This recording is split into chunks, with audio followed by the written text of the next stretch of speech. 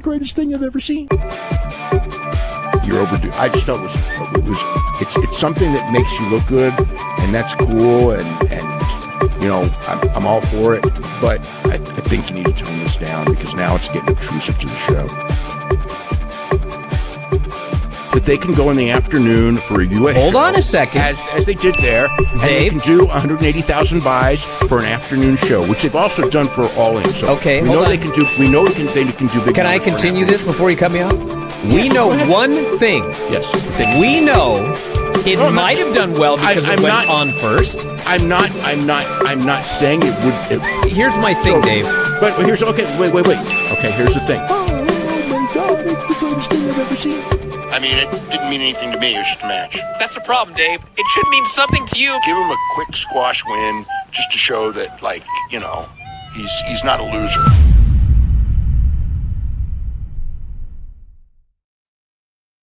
Ooh, what's up, everybody? Welcome to another fantastic edition of Dave Meltzer Dumb Moment of the Week, hashtag DMDMW.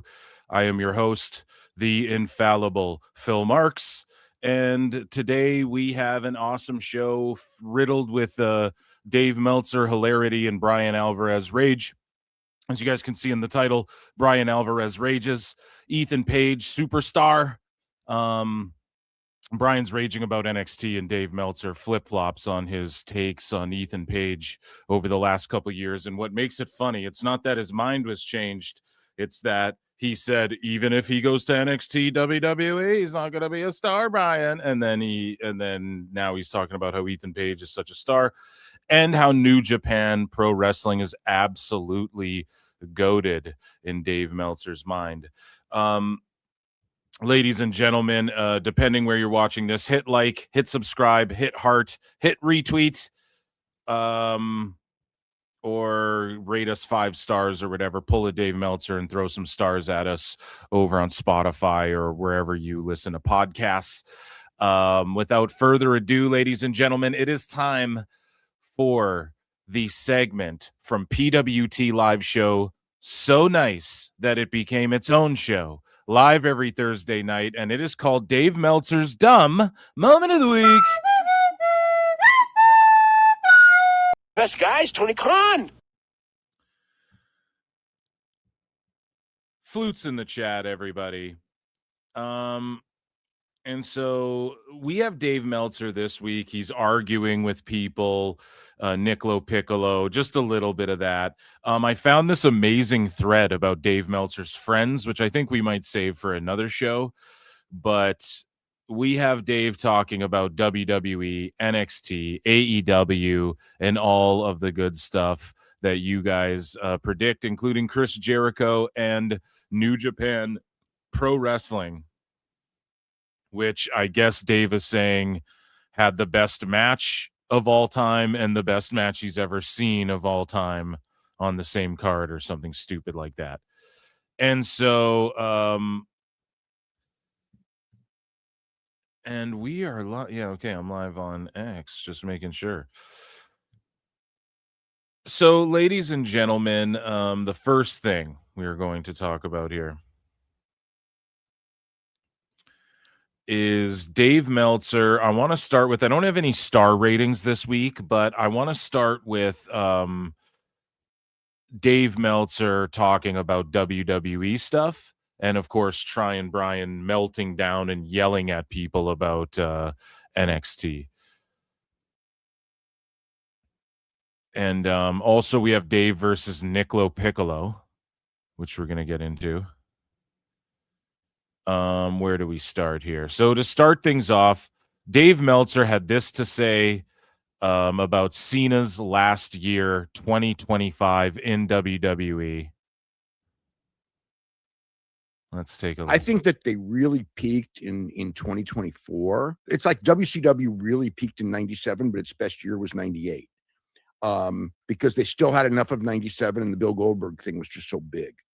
And I think that this one, I think the John Cena dates and the John Cena retirement really made a difference this year and kept it strong. You know, John Cena's last Royal Rumble, John Cena's last WrestleMania, John Cena's last match, last pay-per-view, last Yeah, it was the last time is now is the last everything, bro. Raw. You know, you had all of those things, and they did a fantastic job of having as many of his lasts and promoting them hard. This is how fucking dumb they did a great job of having many of his lasts, Brian. Except actually, yeah, Dave, because it was his last year, so it's not like they even did a job of it's not like they just invented it was his last anything. It was his last thing. But I mean, with AEW, with And Sting, it promotes itself in a way. It's just so funny. they didn't do that. AEW, Sting, you had the Exactly. AEW should have done that. They should have been like, oh my God, the last time Sting's going to be here, the last time Sting's going to be there. And they didn't do that because they're dummies. That's the thing. Like, you don't have to even put effort into it. It's right there. It markets itself. And instead of doing that, it was just, here's Sting's last match, and you can buy tickets for $1 at the last minute. one match. It wasn't Sting's last time in Los Angeles, Sting's last time in Atlanta, and all that, because you didn't really promote that well. And there were reasons. I mean, Sting's, we know this. There you go. At least he was honest that Tony Khan did not promote that shit well. Tony's going to be giving him a phone call later for The that. best guys, sure. Tony Khan. The story. Sting's parents were not in good health, and he didn't want to commit to a lot ahead of time. So a lot of the dates that he worked were last minute, so you couldn't promote it. But WWE did a fantastic, Always a built-in excuse. You couldn't promote it. Job of doing this all the way through, and made Cena. And at least he's saying they did a good job. But just him listing they did a great job promoting how it's like, you didn't even say promoting at first. That's why it triggered me. He's just like, they did a great job of like the last time is this, the last time is that. Yeah. That was the name of the tour. The last time is. I mean, I think Cena came out of this year as so much of a bigger star than he ever was in his prime. He's wrestler of the year. And anybody who disagrees with that, I just don't think they really get what this wrestling shit is all about at the end of the day. But who am I to gatekeep? I don't know. So moving along here, Dave Meltzer talks a little bit about, let me just see, some more WWE stuff. And let's see. So they talked about Adam Pearce and Chris Jericho's appearance that was supposed to happen on Raw, but it wasn't supposed to happen. And that's the biggest issue here. Okay. The appearance wasn't supposed to happen. It wasn't promised that was going to happen. Dave Meltzer's about to tell a lie and put the famous Dave Meltzer spin on it. Raw is also tonight. And they did do a tease that who will break the walls down. Mm-hmm. And so they didn't do a tease. Here's the problem, too. These guys think that Adam Pearce uploading a video to his personal socials that WWE reposts or retweets is the same thing as like on their TV show, they say this thing. And even if he did break the walls down, and some people were like, I think it was Dave as well, because he's an extra dummy. I might even have it bookmarked here, but Dave said like they said they were referring to, maybe it was PWI that said this, I don't know, but they're referring to the wall in Stranger Things. Like in the Upside Down, there's a wall. You guys have all watched it by now, and there was no secret episode #ConformityGate, but the excuse or not even excuse, just what people reported was, they were referring to the wall in Stranger Things, breaking the wall down. But it's like, if you watch the show, no, they weren't. No, Adam Pearce is teasing the Jericho shit, obviously. And then you can cop out with the wall with the Stranger Things thing. But in Stranger Things, if you watch the show, you don't break that wall down. There's no breaking that wall down. That's the whole thing. There isn't breaking that wall down. So, spoiler alert. Well, everyone's that's not what Adam Pearce was talking about. Hearing that Chris Jericho is going to debut on Raw tonight. And I don't know why they would do that tease and not have him appear, because you're just asking for fans to chant Y2J all night. But it's CM Punk. Yeah, it's the CM Punk thing. So with CM Punk's return, they were like leaving Easter eggs and shit in graphics and doing all these little things that people caught on to, and then CM Punk showed up. So it's the same thing with Jericho. They're just little teases, little drops here and there. Oh, we didn't mean anything by it. Da da da da da. It was the same when Shinsuke, I think, did a GTS, and he's like, "Oh, well, Kenta." And it's like, no, we know Punk it's in Chicago. We know. So it's like they're dropping all these little crumbs for Jericho. And Braun Breaker. Maybe that's what they want for the WWE title. It's Liv Morgan and Lyra. Maxine versus Becky Lynch for the Intercontinental title, and Kabuki Warriors versus Rhea and Io Sky for the tag team titles. Yes, this is the Netflix first anniversary show, and they're pushing it really hard. Like this is a major show, and it is the biggest night in the career of Braun Breaker. So, I mean, he's going to be a star whether he has a great match tonight or not. But whether he has a great match tonight or not. But it's still the biggest night of his career. Raw is Dave. Yeah, so moving along here. It was the biggest night in his career or whatever. But Dave Meltzer, he talks about WWE a little bit more here. And he actually rated Carmelo Hayes versus Ilya Dragunov for the United States Championship 4.5 stars, Bryan. Was it that good of a match? Like, yeah, the moves they did and shit. I just think he rates everything too high, WWE included. And so this is a continuation, though, on the Jericho stuff. Dave Meltzer is like, they told you he would be there. But no, they didn't tell anyone he would be there. They just said, break the walls down. It's like John Cena hitting a spear doesn't mean Edge is going to be there. Now, I know Redax, and this is why they think shit like this, because, Dave, you say shit like this, and you train these fucking clapping seals to then think, oh, that means Edge is returning. There was no Chris Jericho, despite Adam Pearce doing a video a couple of days before saying, who's going to break the walls down, he said. Yeah, so the... You heard the excuse, right? The excuse. No, this is what PWI said or some shit. So I know Dave likes to bury other fucking dirt sheets who don't glaze him, but it's not an excuse. It's just like what some fucking guy, some rando at PWI or Mike Johnson, just dirt sheets, man. They just get told fake shit or they get told some real shit and then are kind of right. It's what every dirt sheet is. The excuse? Yeah, did you hear the excuse? What was the no excuse. It's not an excuse. Did you hear the excuse? Dave, it's not an excuse. It's just an explanation. You ask a question, it's not an excuse. The excuse, like, what do you mean? Like, Pierce thought Jericho was going to be there and he humiliated himself? Or is this exactly like the Punk thing where over weeks they're just going to slowly but surely and rarely, maybe not even that's not rare, but like sparse, it'll be sparingly. They'll fucking, that's the word I'm looking for, have little Jericho mentions, and then the WWE USA account or whatever the fuck that was will drop a USA, Twitter's account will drop like a Jericho reference like they did, and it's just building up to when he returns. That's what the fuck it is. It's not an excuse. But he's got to, again, spin it like, oh, they botched not having Jericho there. Now, I agree. They shouldn't have done that. I'll be honest, actually. I think the IWC was actually tame. I thought they'd be way more sicko and wacko melted down over Jericho not showing up on that show.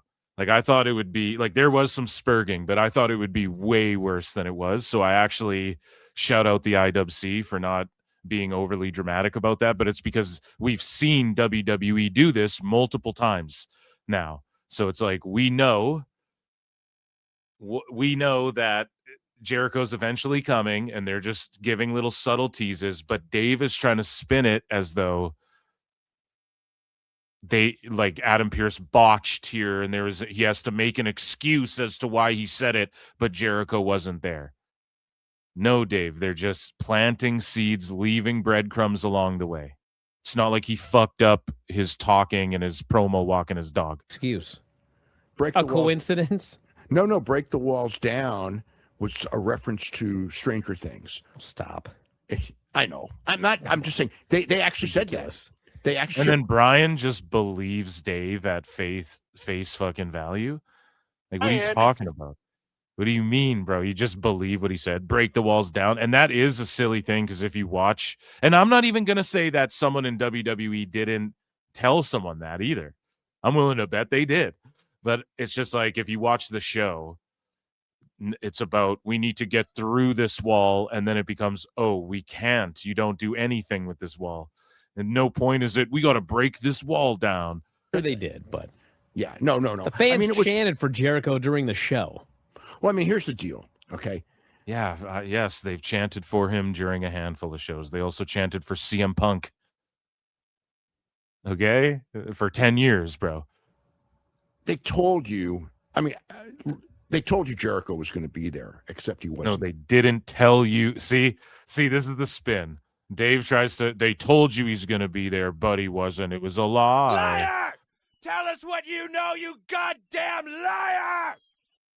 Meanwhile, fucking Dave is the one lying here. Just embarrassing, man. There. They can say they didn't, but they can say they didn't, but they did. No, Dave, this is insane. This is insane. This is like sociopathic fucking narcissism disorder. I don't know. I'm not a fucking doctor, but someone needs to diagnose this guy with something. What the fuck? But they did say it. No, Adam Pearce was walking his dog, and in between takes and him picking up his dog's turd in a little one of those plastic bags and sticking it in his fanny pack, he fucking said, who's going to break the walls down before the whatever the fuck. They didn't say he's going to be there. Just like when WWE hid those, like an X in the background of that graphic or whatever, and then Punk did end up showing up, and it turns out that's what it was. They were alluding to Punk when Shinsuke hit the fucking thing. They didn't say when or where in particular. A bunch of people, even wackos, even WWE fans, were telling other WWE fans, no, they'll do it at the Rumble. Why would it happen tonight? Dave, you're telling people this, and then you're lying about some shit you just made up. Did. And in doing so, they disappointed people. First anniversary show, they really plugged it like it was a big deal. And tickets moved, but it was not heading to sellout levels. See, now he's going to make up a full-blown lie here and say it wasn't at sellout levels till Adam Pearce on his personal Twitter, while his dog's pissing on a fire hydrant and sniffing the neighbor's ass, goes, and who's going to break the walls down in this tournament, or whatever the fuck he said, in this matchup, and break through to the championship. Dave, it's not that, man. And then all of a sudden that, because Pearce did that, all of a sudden ticket sales moved to a sellout. Like, he's such a fucking goddamn redacted liar, bro. Liar! This is insane. This is actually fucking insanity, man. And I think they really wanted to sell out bad, so that was the last desperation move. So Raw wasn't going to sell out, and they really wanted to sell out, and they were desperate. Even though the tickets were at like above 10,000 sales, Dave's just lying right now. And then they ended up doing, what was it, like 12,000, close to 13,000 people, 12 and a half on the last Raw. And meanwhile, it was already a couple days when Adam Pearce said that shit, they already had like 11,000 tickets sold. And Dave's like, oh, they really wanted those last 100 walk-up tickets. They really were desperate. Listen to the vernacular he's using. They were desperate to sell those. Dave, you're desperate. That's why all of 2025, you had 50% off sales. And that's why you started this fucking year with like $80 off for the year of Observer.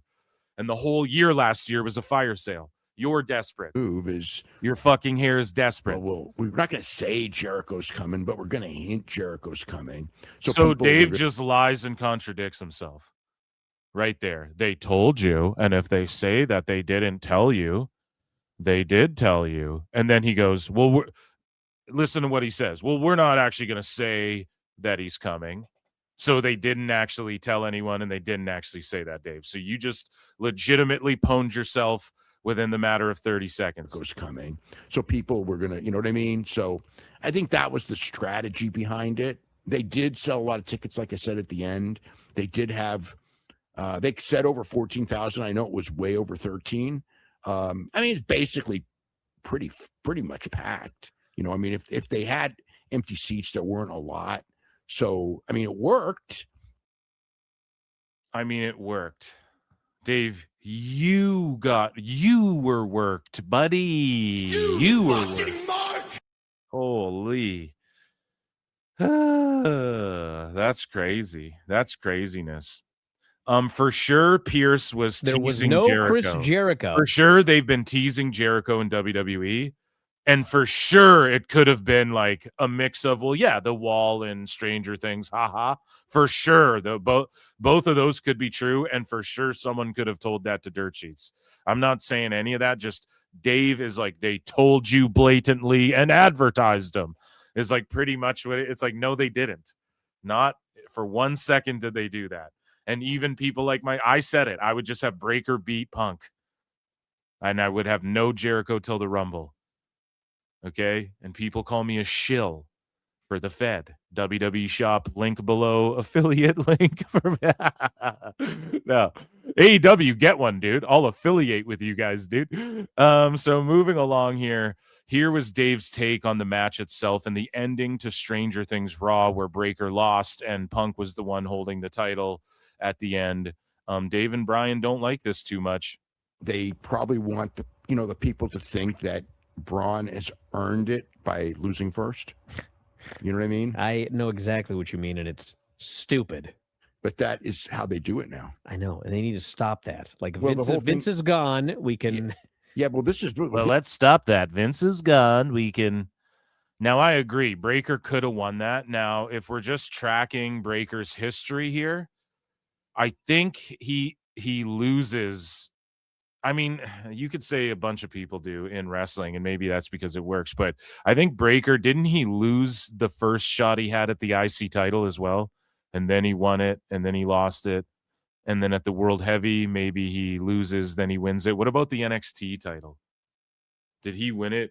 Did Braun Breaker win the NXT title in his first attempt?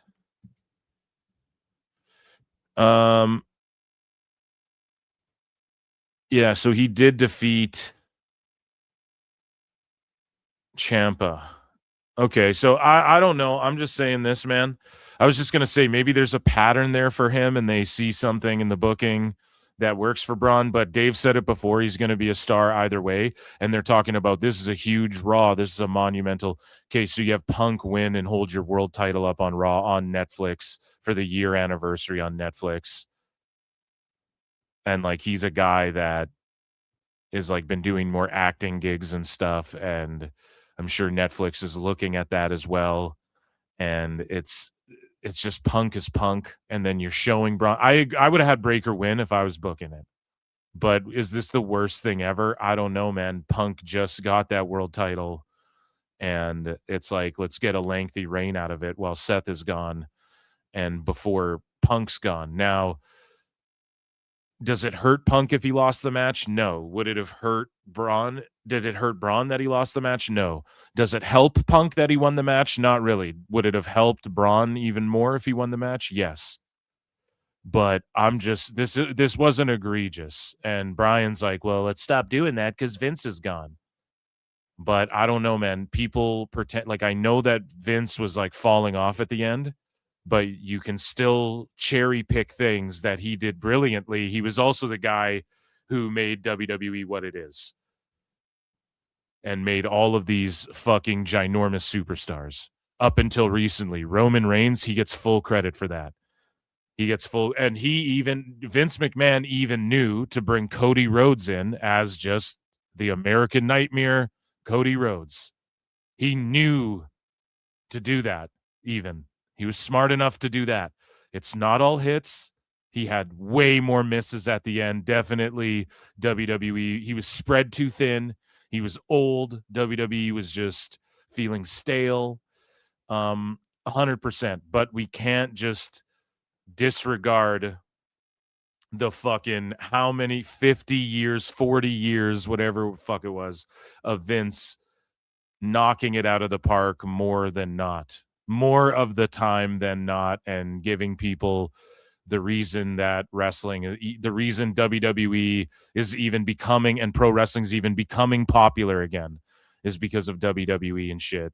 And guys like Nick Khan for sure, but just Vince, everyone's childhood memories is WWE, you know, point blank. So some people like WCW, I get it.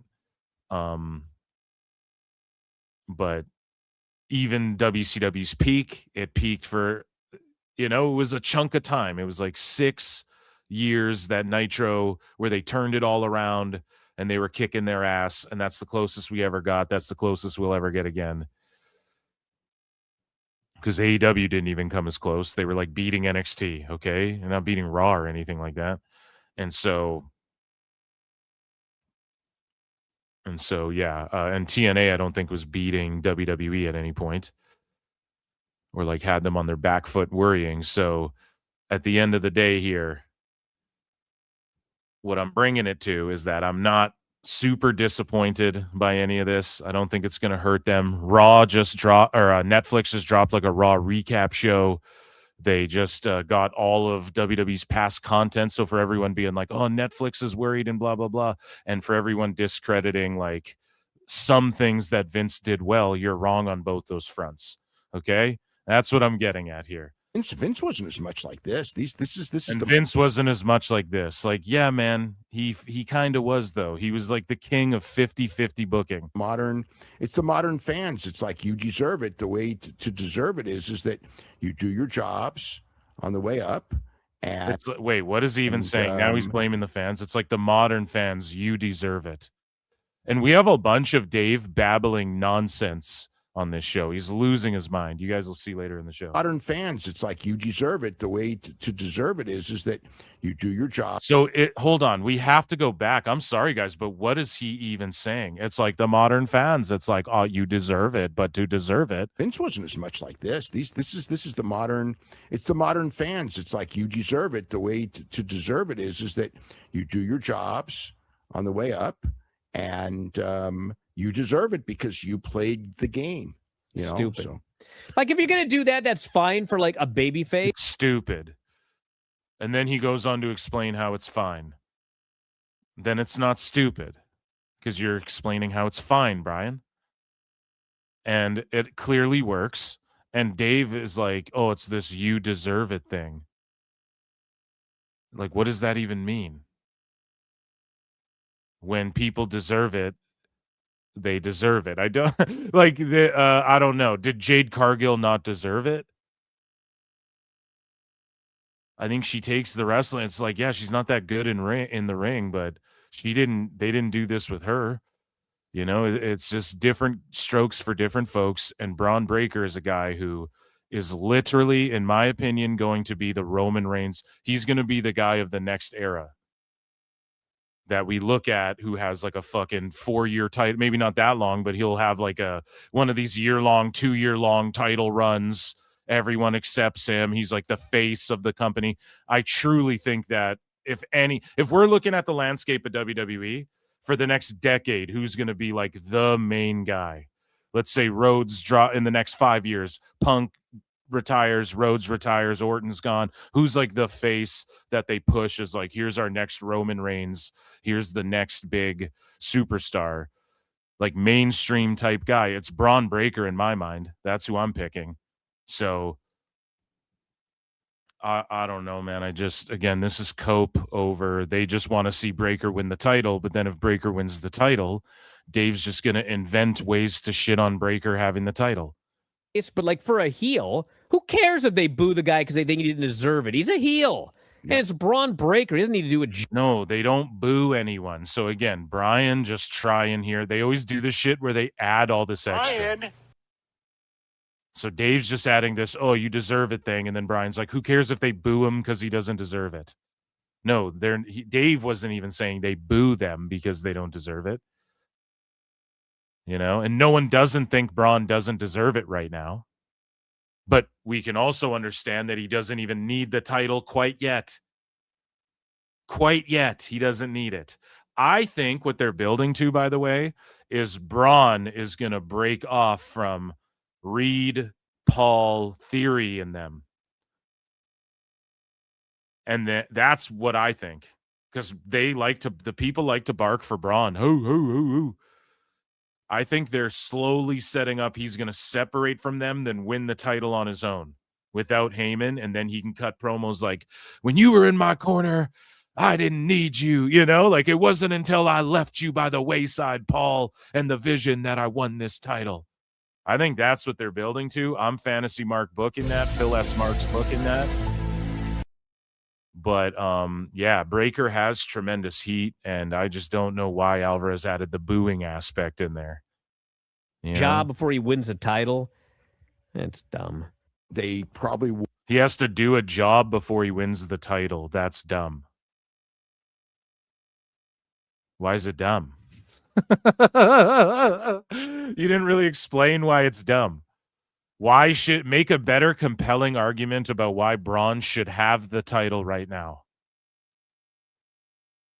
Who's better for ratings? Let's just be honest. Who got more eyeballs on him? Who's going to snap? Who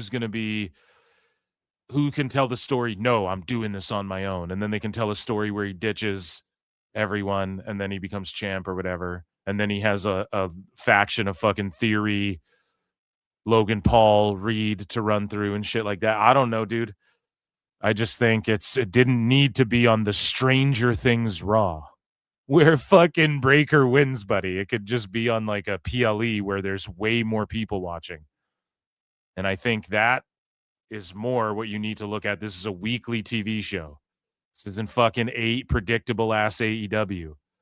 Like, people did not know who was even going to win the world title. On AEW, they just do title eliminators so that people don't have to drop their belts, and they just don't switch their world titles on the fucking show. Like, ever. That's why it's so predictable. So, I don't know, man. These guys are just sour because it's Punk and making shit up. So Dave and Bryan get triggered, and we're going to circle back to the Ethan Page stuff, but Dave and Bryan get triggered again over WWE Unreal Season 2. Let's hear their shit. And remember, guys, Dave didn't even watch the first season. He didn't even watch the first season. Stupid idiot.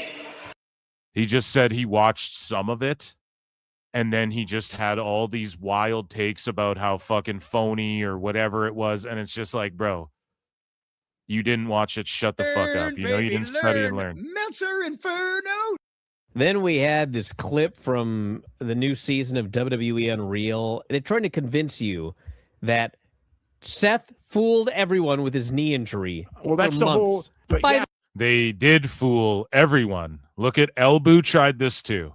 No serious person was fooled. We roasted him on PWT Live Show. Elbu tried this. No serious person was fooled. Meanwhile, he was tweeting out, I feel so bad for Seth, man. Everyone thought it was a fucking work. And this is one of these hindsight things that these dummies do. And at the time, Dave just went, well, it could be a work or it could not be a work, Bryan. That's all he said. We covered it here on PWT/DMDMW. Dave covered it, or talked about, and we covered it, how at the time he's like, it could or it couldn't be. He just did 50-50 Dave logic. It could be a work, it could not be. Right? And I took heat too. I was like, it's a fucking work. And people were telling me it wasn't a work and shit like that, because it was the same knee, and everyone broke down how it's the same knee. And Dave and Bryan are so used to watching simpleton, dumb wrestling, where now that WWE, the way they stay hot and they keep fans talking about them on social media and they get all the eyeballs, is they're just indelibly calculated with the nuances and the Easter eggs and the background and okay, we're going to fake an injury. Back in the fucking day, or in AEW, you get dropped on your neck, no injury, guy lands from a fucking body slam, he dislocates his shoulder, no one cares. because they're used to seeing guys fucking land on their heads and nothing matters. In WWE, they were like, okay, a decade ago, Seth fucked this knee up. Let's go back to that knee, same move, same thing, work it, and they fucking they worked everyone with this. Dave and Bryan can't stand being worked, and they're like, they're gonna pretend that they worked people. Hey, stupid dum-dums. This show is for casuals and people who want the curtain pulled back, and even then it's still a work because it's reality TV and it's all a work. This isn't Dark Side of the Ring documentary series fucking, and you guys were worked by it. Okay? The Sunday night show we did, we knew what was going on. I had been told by John Pollock. No. Dave and Bryan were both like, it could be, it could not be. If it is, they're playing it real tight. Do not go on the air and think that this is. And who cares if you knew what was going on? Who cares if it did work you? You should get worked. That's why we watch wrestling. So who cares if it fucking worked you? That's what it was supposed to do. That was the point. Jesus fucking Christ. So it's like this whole elitist, and these two cocksuckers have created so many of these elitist, snobby fucking, no, you got worked it fucking, no, I didn't get work. I knew. These little fucking elbows. Who gives a shit? Shut up. Real injury, basically. And I trust him. And he also explained, because I was told about it in advance. It's like, look, he's told about it in advance. Then it ain't real. And then they're sitting there going, I, me, I, me, I, me, me, I. They think everything is directed at them. They think WWE made this show to try and convince people Dave and Bryan are stupid dum-dums or something. And then them having this conversation just reminds everyone how stupid dum-dummy they are. Injury. But everyone. John Pollock told me, John Pollock told me, and I knew, and I swear I knew. And so this Unreal show can't work me. I'm unworkable. I know everything. I'm the all-seeing eye of Horus, Bryan. If it was a real injury, I remember when I first watched it, the way the announcers reacted, I thought, this is an angle. But everyone, was going, it's not an angle, it's not an angle, not an angle. And then, I got called. Everyone was going, it's not an angle. No, you're just listening to PWT. That's all it is. And you guys are coping over what Phil Mark says. That's all it is. Because I was saying it's fucking, or I was saying it's a work and shit. These guys were going, it could be, it could not be. John Pollock said this. But fucking Bryan is sitting there doing these 50. We covered it here on the show. We laughed at them. How they just said that it could be, it could not be. You guys are fucking coping. I don't know if they're actually listening to PWT. Then as the days went on. I'm just talking shit right now, okay? And I started asking around. It was very clear from everyone that nobody knew, but they were starting to come. See the shit? Nobody knew. But they were starting to come around to the idea. It couldn't have been. And then he interviewed everyone, top to bottom, Charles Robinson, all the way to Jackie Redmond, all the way to Trips, all the way to fucking Akira Tozawa. Eventually, again, I found out from people who were just essentially outright telling me, yeah, it's in that were essentially outright telling me. So, Dave, were they essentially telling you? Meaning that they were beating around the bush, or were they outright telling you? Meaning they were outright telling you, what the fuck? This guy is this how you know he's full of shit? Jesus Christ. And who gives a fuck? It's a fucking show. It's a fucking show to try and get other people into WWE and for WWE fans to watch and get a behind the scenes look. And who cares if they're covering whether or not this guy was injured or not? Who cares if they're covering that they worked people or didn't work people? How do you know in the Unreal show that they don't go, fuck, everyone figured it out? And we don't get a glimpse at that. You guys, they just want to sit here and go, and we were right. We knew before anyone. We knew. Xenu, Illuminati, all-seeing eye of pro wrestling, the Observer. Angle for SummerSlam. So, not a lot of people knew. I mean, I just thought it was so hilarious, the talent that went in there and goes, I had no idea. And it's like, are you in the real world? It's like anyone who paid attention even if they wanted to believe, and it's always this, anyone who paid attention would have known, even if they wanted to believe. Why do you watch wrestling? This is how you know Dave is a tard who just wants to see people fight till they collapse and get brain damage. But he's too pussy to watch MMA. He's too pussy and much of a fake fantasy clown to just watch MMA and then admit he just wants to see people get brain damage.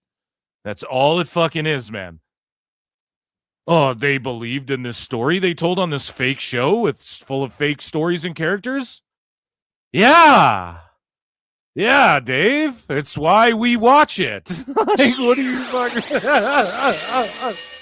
You're such a dickhead. they had heard the story that this probably, if you didn't want to know and you don't follow wrestling closely, yes, of course. Exactly. Who's this reality show for? You, who claims you know everything already and stooge everything? And this is how you know Dave's such a fraud, because he didn't even watch the first season. You would think a guy who absolutely loves, like, people say to me, they go, on PWT live show, you cover just obscure whatever shit. Like, I heard you talking about this. I would have never heard of that if it wasn't for your show. People have messaged me shit like that. And I just try and cover it all because I like fucking wrestling in general. Okay. I like it. Even from the deathmatch shit all the way up to WWE shit. There's always something to laugh at. There's always something to call out. There's always something to criticize. There's always something to put over. There's always something to fantasy mark book. There's always something from history to go back and go, hey, this is crazy when these two guys started shooting on each other or whatever, right? It's so fun to me. I don't know. I watch all these shows. Even if I give up, like LFG, I don't care anymore. I was so excited. My wife said that the other day. She's like, Phil, you were so excited for the fucking first season of LFG. And now you don't give a fuck about that show. And I'm like, I know. I know. I don't care anymore. But you got to check it all out at least. You got to give it a shot. And so Dave's interest, right, is the behind the scenes, knowing everything, confirming, studying, learning. You would think this would be like, even if he didn't like the show, or even if he tried to debunk some of the shit in the show, which might be cool, he just is like triggered by it and refuses to watch it and sees clips. And he admitted this last time. He just sees clips of it and then just talks about how fucking phony it is and how he knew better or he knew this already. So why is it in this show for people who aren't dirt sheet mark insiders? He's a fucking clown and he's a phony.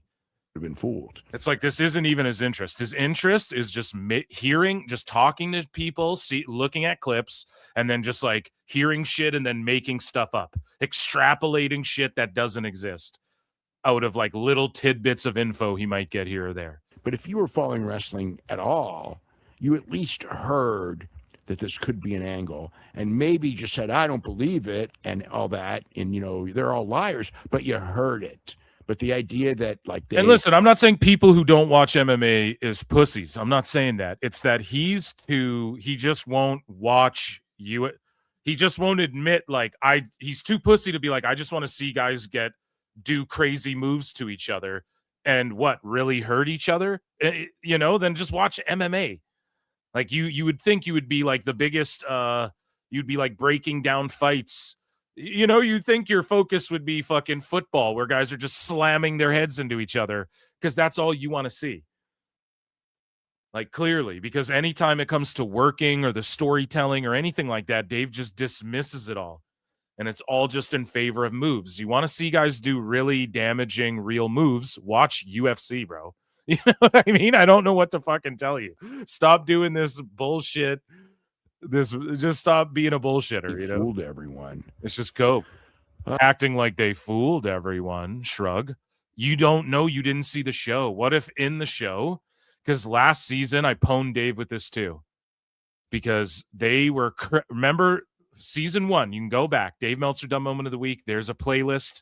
You guys can find the clip. Okay, from like a year ago, where, and I broke this down, where Dave and Bryan last time saw the commercial for the I Show Speed thing.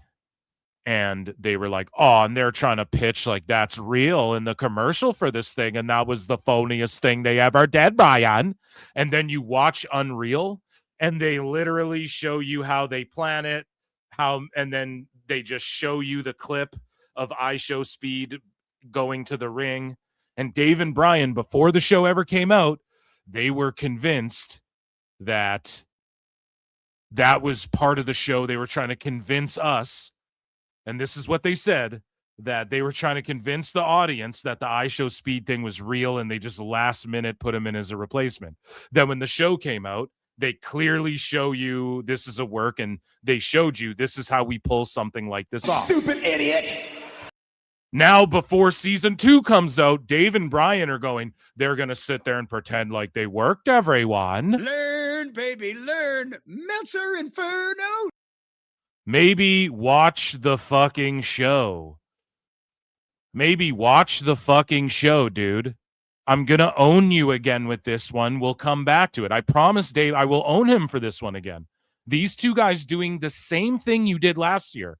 Spurging out about the commercial than being wrong about what was in the commercial. This just in, we have confirmed that Dave Meltzer fears PWT and flutes. The idea that like they fooled everyone. And who said that? You're the one just saying that. He's just saying the idea that they fooled everyone. They did not. They did not. Who said they did? Then we had this clip. It's fake pro wrestling. It's fucking fake pro wrestling, guys.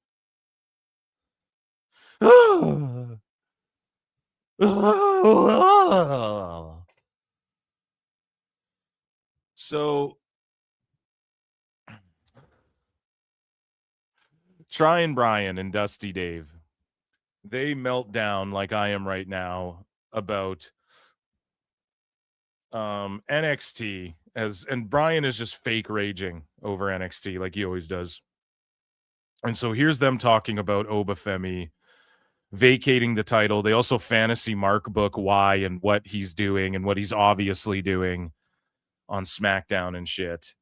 Let's see. WWE did confirm, although I don't think this needed confirmation, that Obafemi has vacated the NXT title. Oddly enough, what you saw on television actually was what everybody saw in the building. Yeah, went dark. Yeah, what they did was he was standing there posing like we saw on TV, and then they turned all the lights off to show the video on the big screen. And then when the video was almost over, they turned the lights on, and the belt is just sitting there in the middle of the ring, and the fans start screaming, and that's when they had what's-his-face rush in and Robert tell Stone. Yeah, Robert Stone tells Ava, you'll never guess what just Oh my happened. God. Did you see what happened? Yep. Of course not. She wasn't watching the main event of the show. Nobody saw what happened. It was in the dark. So anyway, he's vacated the title, going to the main roster, going to get a huge push. Obviously, what everyone is expecting is that he's going to interfere. Sorry, Filthy Tom Lawler. I might have said Dave there at the start. In the Drew McIntyre match. So he just said, obviously, what's going to happen Is that he's going to interfere Or did he in say a huge expecting? push. Obviously, what everyone is expecting is he's going to show up in the McIntyre match. I don't know. I wasn't expecting that, but Obafemi on SmackDown, I think, is the move right now while Jacob Fatu's gone. Just because you have Reed and you have Breaker, and they're these two destroyer guys. I just don't know if you need a third in Obafemi on that show. I think right now Oba, then Fatu comes back, and then I guess you have the MFTs, but they're not. Even Talatonga hasn't been presented as strong as like Jacob Fatu. everyone is expecting is that he's going to interfere in the Drew McIntyre match on SmackDown because they had that Obafemi Cody match and Drew interfered. Yeah, I could see that happening possibly, but he's like, obviously what everyone's expecting. It's like, I don't know if everyone's expecting that, man. You're just, this is why your people hate WWE so much. You just spoil it all for them. Spoiler alert, bro. What the fuck are you doing? No. So here's more of Bryan just spurging out on you, the people, the NXT fans, the people. And of course, it's the usual, interference right in front of the referee. The heel gets the win. And just watch this right crowd. in front of the ref. This crowd right in front of the ref. He didn't is even- this so was- deflated. Oh, this was Hey, Filthy Tom, shut up, buddy. Unless you were yelling like this, and maybe he was, about the screwdriver shit right in front of the ref recently. And yes, I'm doing a what about AEW, because that's what the fuck they do at the Observer. Like, unless you were screaming about the same shit, don't ever talk about in front of the ref. Jesus Christ. Win. And just watch this right crowd. in front of the ref. This right crowd in front of the ref. He is didn't even- this so was- deflated. Oh, this was like Paul Turner all over again. This Okay, there you go. Paul Turner call out based Filthy Tom Lawler. Dude, I'm telling you, I like this Tom Lawler cat. I've been saying it for a while now. Paul Turner, right? That's the fucking Paul Turner AEW. Yeah, he's the okay, good. Based Filthy Tom Lawler. crowd is so sad. And Why did the ref should You completely pwned Phil Marks right there. That was awesome. check the ropes to see if they were wet? I swear to God, I wrote in my notes here, these Mark NXT fans. He's doing. I like because Filthy's doing the fucking faux outrage right to Bryan, belting him right in front of him. Will never learn. You guys aren't going to get a happy ending. Will you stop hoping? Like, they still have hope because I think they've been here for a long It's not a happy ending, Bryan. That's what you and Dave do Fridays before or after your show, depending on how sauna time went. But it's not a happy ending. There's no ending unless it's like the end of a career or whatever. But this isn't the ending to anything, right? In pro wrestling, we've covered this. It's like comic books. It's just one timeline. You do get happy endings all the time in stories in pro wrestling. This isn't the ending to their tale. You know what I mean? time back when it was good, but like, it ain't good anymore, guys. There's no hope for your favorites. You know what this is? This is back to 2018 WWE. Yeah, chat's pointing out too, like, did Bryan Alvarez say Mark? I thought Mark is the N-word, according to Dave Meltzer. WF with Vince McMahon. The only thing they know right now is heat. Canceled. Cancel him. We've got to get heat. Heat. If there's something you like, you're going to... Yeah, right. This is the same tard talking about Cena. We need heat. But Cena loses. Yeah, that's called getting heat, Bryan. You can't have it both ways. You can't have this criticism and say, we need heat, and then cry when they do things to really heat people up. Get it for like 3 weeks, and we're going to take it away from you for heat. Bryan, let me tell you about heat. Yeah. You know what heat is? Or is he saying you don't need heat? He's saying that's what WWE wants. Yeah. Yes. That's what's missing in pro wrestling is heat. It's when something's hot. You know what would have been really hot? If Kendall Gray won that damn woman's No, it wouldn't have been, because then she'd just be a 2 title holder. Like, you fucking sickos. That's all you want are these fucking 2 title holders and shit. Not you, Tom Lawler. You're based, but he's just clearly trolling Bryan here. But no, it wouldn't have been hot. Okay, Dave and Bryan have this narrative of like, we're gonna push Kendall Gray. She's just a superstar, and she is.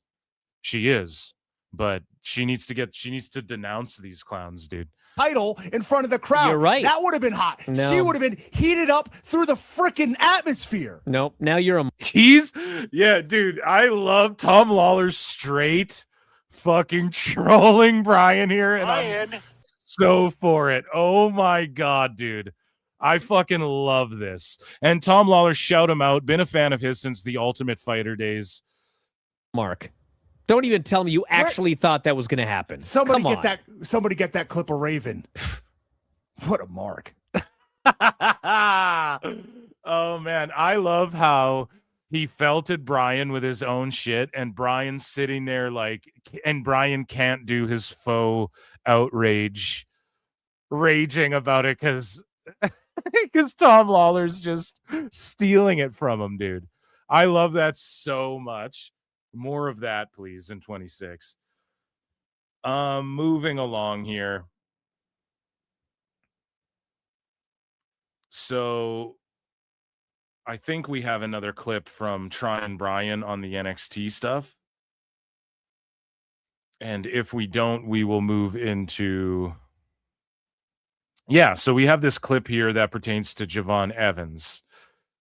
And so Bryan talks about Javon Evans here. They announced and how NXT named him Male Superstar of the Year.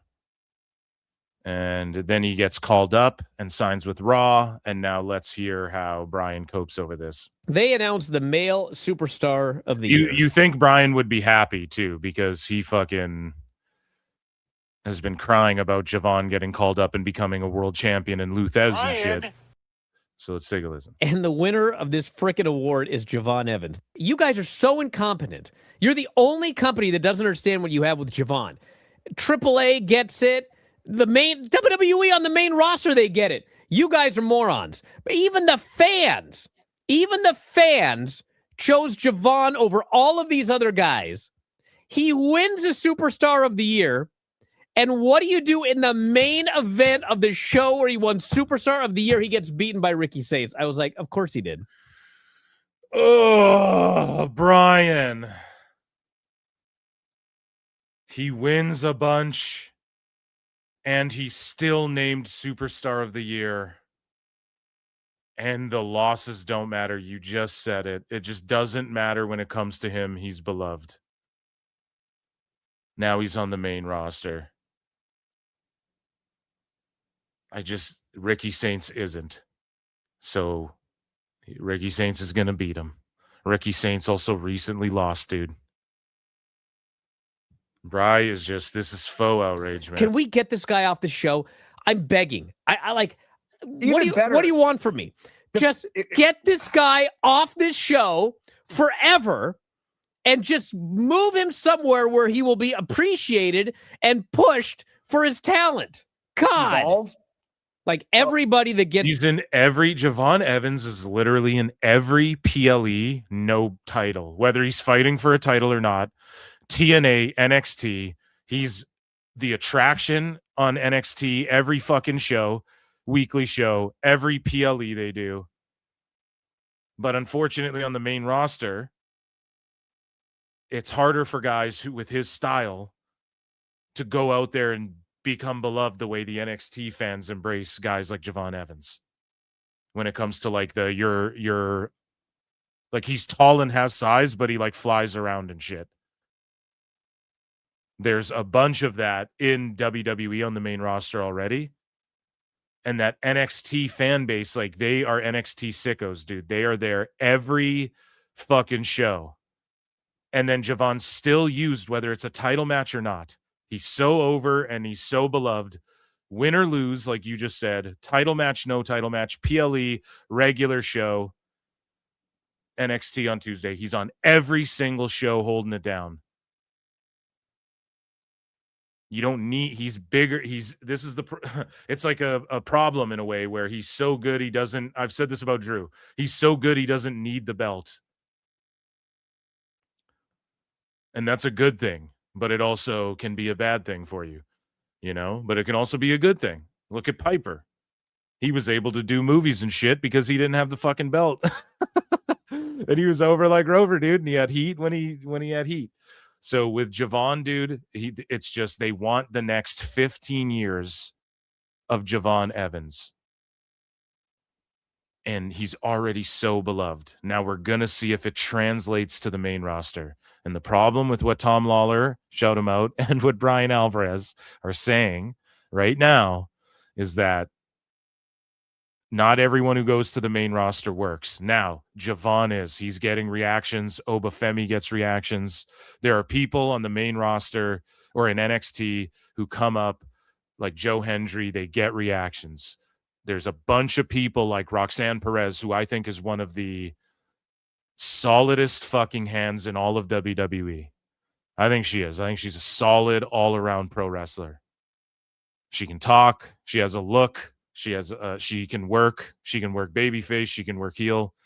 I think she's all around a solid fucking hand, but she didn't get... Lyra Valkyria, same thing. But just zero reactions at first. You got to make them care. So again, this is like reset mode, Bryan. This isn't the whole world. You're taking a crumb and calling it a cookie. You cannot do that. Okay. Anyways, moving along. Javon is like, oh my God, let's do something with this guy. Except NXT, which had him for the last 2 years and didn't do jack. He should hold gold. Like, I hope there's a day where he's a world champion. I'm not saying he shouldn't hold titles. He should be decorated, and he probably will be on the main roster. Even Fingershay got the U.S. title. You know what I'm saying? But it's like, let go when NXT, let go of that, Bri. Don't get too attached. Is it working? Okay, then it's working. Relax, because we know, because nobody else is outraged by this. And it's kicking AEW's ass. In the same week, AEW is doing 300,000 viewers. NXT's doing fucking 600,000. They're doing better than the week before. So I would just not even worry about this. Try and enjoy it. He's going into it intentionally just trying to hate. And you're never going to have a fair and balanced criticism when you do that. That's why my AEW criticisms cook, dude. With the guy. God. And that's why my WWE criticisms cook too, even if people disagree with them. I hope this guy goes in the Hall of Fame someday and like does a Hall of Fame speech and doesn't mention NXT. Yeah, why? Why would he do that? He's only as over as he is because of NXT. Dude, you need to lay off whatever sleeping medication you take. I'm just joking. You just look real tired, dog. You just look real tired. I wouldn't. I would ignore that I was ever there. Why would you ignore you were ever there? Gave us so many great moments that fucking even AEW copied with the whole gorilla press into the announce table. Tremendous matches, tremendous TNA crossover. Leon Slater helped give. Not only was Javon on the come up, but he literally gave the rub to Slater. They announced the male. Javon, this is how over Javon is and how much of a dummy. Dummy, yeah. Javon's already giving the rub to guys like Slater.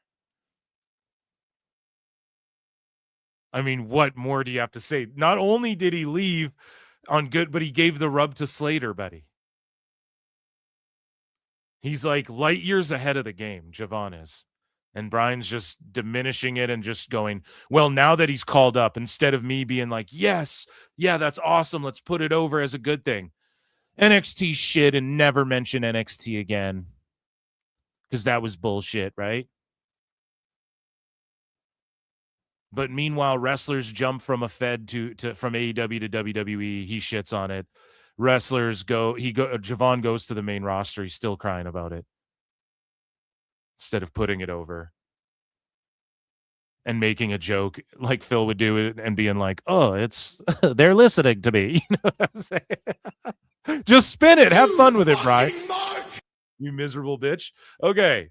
So we have one last WWE focus thing, and then we have to get into a whole mess of other ish, day one ish. So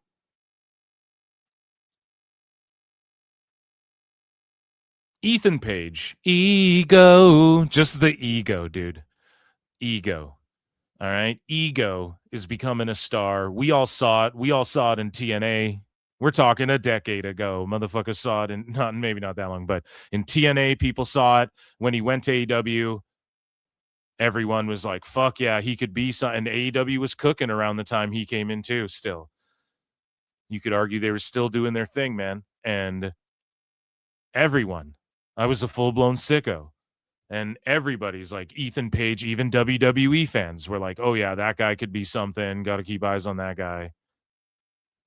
Everyone saw it. So here's what Dave Meltzer in 2026 has to say about all ego Ethan Page. And then we're going to read what Dave Meltzer had to say in 2022 about all ego Ethan Page. If someone deserves to be called up from NXT, it's that freaking Ethan Page. That guy is Oh, really? awesome. Yeah, no, he's been great. He's one of those guys that can have a great match with like anybody. You could put him in there with anybody. So Tony Khan is a bad booker for not booking him The best guy's Tony Khan. correctly. Isn't that what Dave would say? Oh, well, how could Triple H be Booker of the Year? The biggest angle of the year, Cena. There was one bad part in it this year that people thought was bad, and only some people thought was bad. There's no way he could be Booker of the Year. Meanwhile, where's the hindsight of like, yeah, and this is when, by the way, Tone fumbled ego when he was winning Booker of the Year awards. Think about that too. It just shows you on so many levels how Dave is a fucking dumbass. Baby, okay? learn. Meltzer Not the match, it's the way he Inferno. carries himself. Not the match. No, his matches aren't good. It's the way he carries himself. It's not that listen to Dave. No, it's not even his match that's good. It's just the way he carries himself. And so it has nothing to do with the wrestling. The wrestling fans don't care at all. It's just he carries himself a certain way and his matches aren't good. Is that what you're saying, Dave? Match with like anybody. You could put him in there with anybody. It's not the match, it's the way he carries himself. Well, that too, but I mean, he's so great. Match, Dave. It's the match he had with Mr. Iguana. It's the match he had with Dr. Wagner Jr. It's the matches he's having with Chelsea Green. And it is the way he carries himself as well. It's the total package.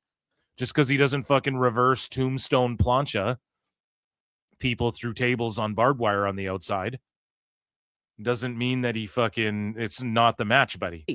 Yeah, I mean, he just comes across. The thing is with him is he can just talk. He's a great, and in WWE, that's the battle. You know, I mean, Rollins said it. You know, That's the battle in WWE. There's nothing else, just talking. And meanwhile, WWE's the top shit.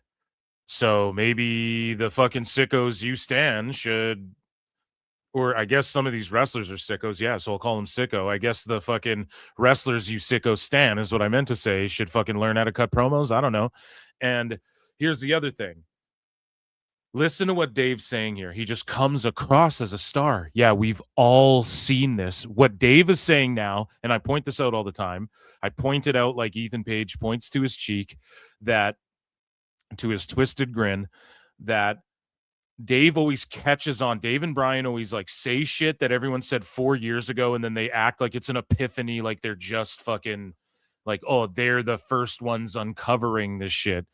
And he's like, oh, he carries himself like a star and blah, blah, blah. So now listen to how we're going to go and look out in 2022. Dave said the opposite. And the reason it matters, it's not because his mind was changed, because Dave would never admit that. He's always right about everything. But at the time, he condescends one of his fucking message board sleuths and fucking, I don't even think sleuth is the right word there. One of his message board sickos, and fucking talks about how even if Ego went to NXT and shit, he wouldn't be a star. So you got to be able to talk to be a top guy in WWE, and he can wrestle, and you know he's good. He's good. He's not the best in the world, but he's pretty good. That's CM Punk. That's CM Punk, Bryan, or MJF, because he's better than you. But my God, he's a very good talker, and he carries himself. Except my God, he can talk, and he's such a star. Like a star. I mean, he's got size. He's a big dude. He's got enough size. He's not like Obafemi, but like he's not a small guy. Yeah. No, he's you know, he reminds me of his like LA Knight in a lot of ways, in the sense that at first when you see him and think about it, it's like he's not really a WWE star, but he just but everybody thought he could be a WWE star, bro. The North, Ethan Page and Alexander, either them as a tag team or them as individuals. Everybody collectively was like they would do good shit in WWE. And in there, and he actually is. And see, Dave is like, nobody thought this, but he actually is, and I'm telling you this now, bro. No, you are the reason why. Only Redax, your bubble of Redax, would say he couldn't be a star because you told them that, and we're gonna go. He doesn't have that standout look. Oh, I mean, LA Knight had the good body, but he was kind of a little bit on the short side. Ego has a great look, but they just, I mean, like, LA Knight just got over, and Ethan Page, in another way, because LA Knight just got over. He just diminishes everyone. He's such a piece of shit. LA Knight just got over. It had nothing to do with. Now, provided LA Knight's not the greatest wrestler of all time as far as like the physical in-ring Io Sky type, you want to see backflips and shit. but he's a fucking solid hand, and he has a tremendous look, and he can cut a promo. And he's got great charisma, which does take you far in wrestling in general. This is why in NWA he was cool. This is why in TNA people took to him, Eli Drake. This is why in WWE he's doing well. He would have did well. Well, maybe not in AEW, because like you can't gauge what does well in AEW. Because even guys who do all the flips, like, are they doing well? Fucking Ospreay's not even wrestling. I don't even think he won the world title, and he ain't even fucking wrestling. He might not even fucking wrestle, you know? And he's like, yeah, I will be back, bruv. They don't know, though. After you do these operations and recover and you get back and you start taking bumps, he might not ever be able to wrestle like Adam Cole. We don't fucking know. And it's like, I don't know if in AEW you can even really gauge what gets you over, even if you're a flippy guy, you know? Well, and I got over as a face, but Ethan Page, you know, he can be a face, he can be a heel, but he better be a heel for a while, and he should be on the main roster ASAP because, you know, because he's really that good. Yeah. He's really that good that he could be a WWE full-fledged superstar, comparing him to LA Knight and saying he could be bigger than LA Knight because he could be a heel and a babyface. So let's take a look at what Dave Meltzer had to say about all ego Ethan Page in 2022 on his message board. So this guy is talking, Grandpa Dez on Dave's message board is talking about Ethan Page, and he says he does have incredible charisma, in my opinion. So the topic is charisma. What did Dave just put Ethan Page over for? In my opinion, he just hasn't had a chance to show it, and he's far better. So he's criticizing AEW there, saying he hasn't had a chance to show it in AEW. And he's far, and this goes to show you too, because Ethan Page did get promo time and shit, but it's also what the booker books you in. It is what you can do with what you're booked in. Of course, a lot of that falls on the wrestler, and making the best of what you got. And Ethan Page was making the best of what he got. And that's why fans were saying he deserved better. What does the better mean? The booking. This was back when Tony was winning Booker of the Year awards, guys. This is incredible. This is an incredible find by your boy Phil. So, and he's far better in the ring than he's given credit for, and I much prefer his matches to Phoenix or Bandito. Pac is definitely better in the ring, but Page has him on promos and charisma. I do think that Page is far better suited for WWE, though. This is what Dave responded and said. If he had incredible charisma, we'd know it. Shut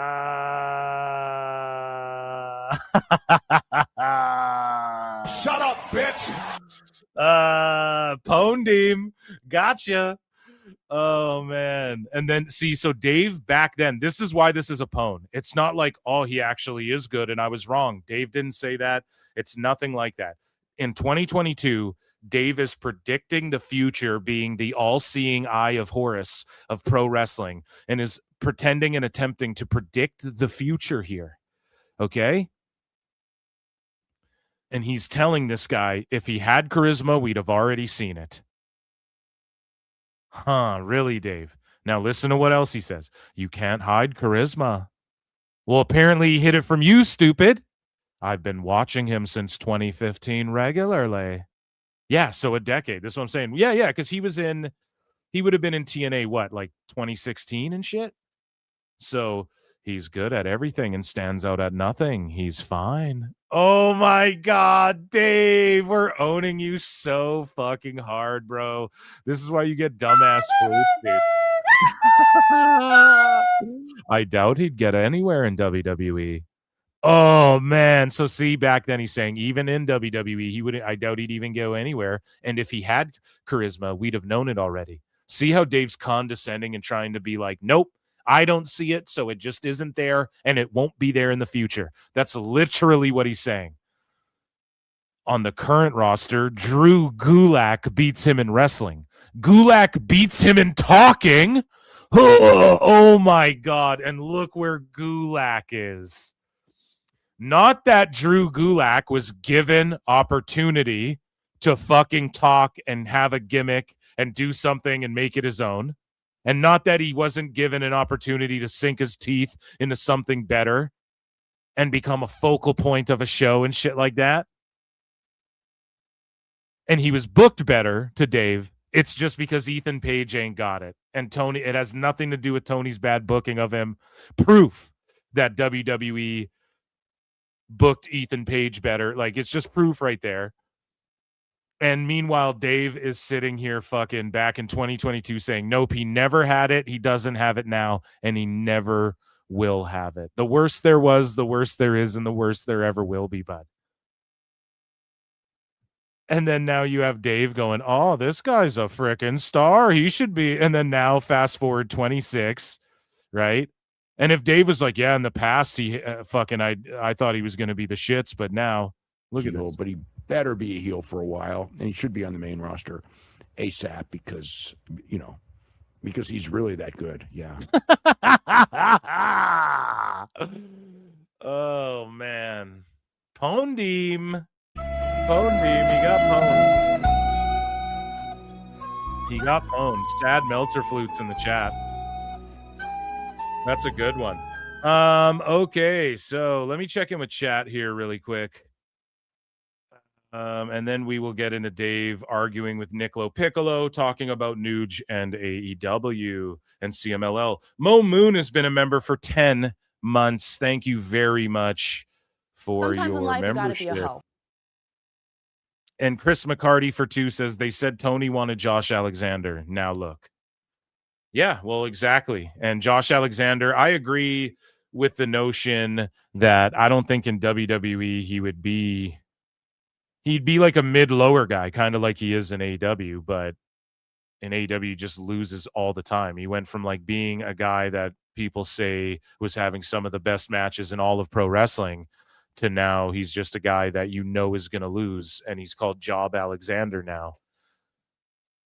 And it's kind of sad and shitty. He would have done better. I mean, I'm over the fucking I'm an amateur wrestling Olympian guy. I just think that doesn't really work. We saw with Tasha May Steele or whatever from LFG. She came in hot, and you got to go back to the drawing board. People don't care about that shit. There's so many Chad Gable, the Creeds, and like I'm not saying don't ever do it, but we need more than that. Tavion Heights, that's his gimmick. Like there's so many people who are like, I'm the amateur wrestling background guy. It's like hearing someone's a football player in pro wrestling. I don't give a fuck. I know. You know what I mean? That means nothing. Back in the day, you would go, oh, he played football. Wow, he's going to, like, if you were in the NFL or something, sweet. But it's just like, oh, well, this guy played football in college, and we're going to talk about that and how that makes him tough. It's like, everyone's tough. You know, be a character. Anyways. So,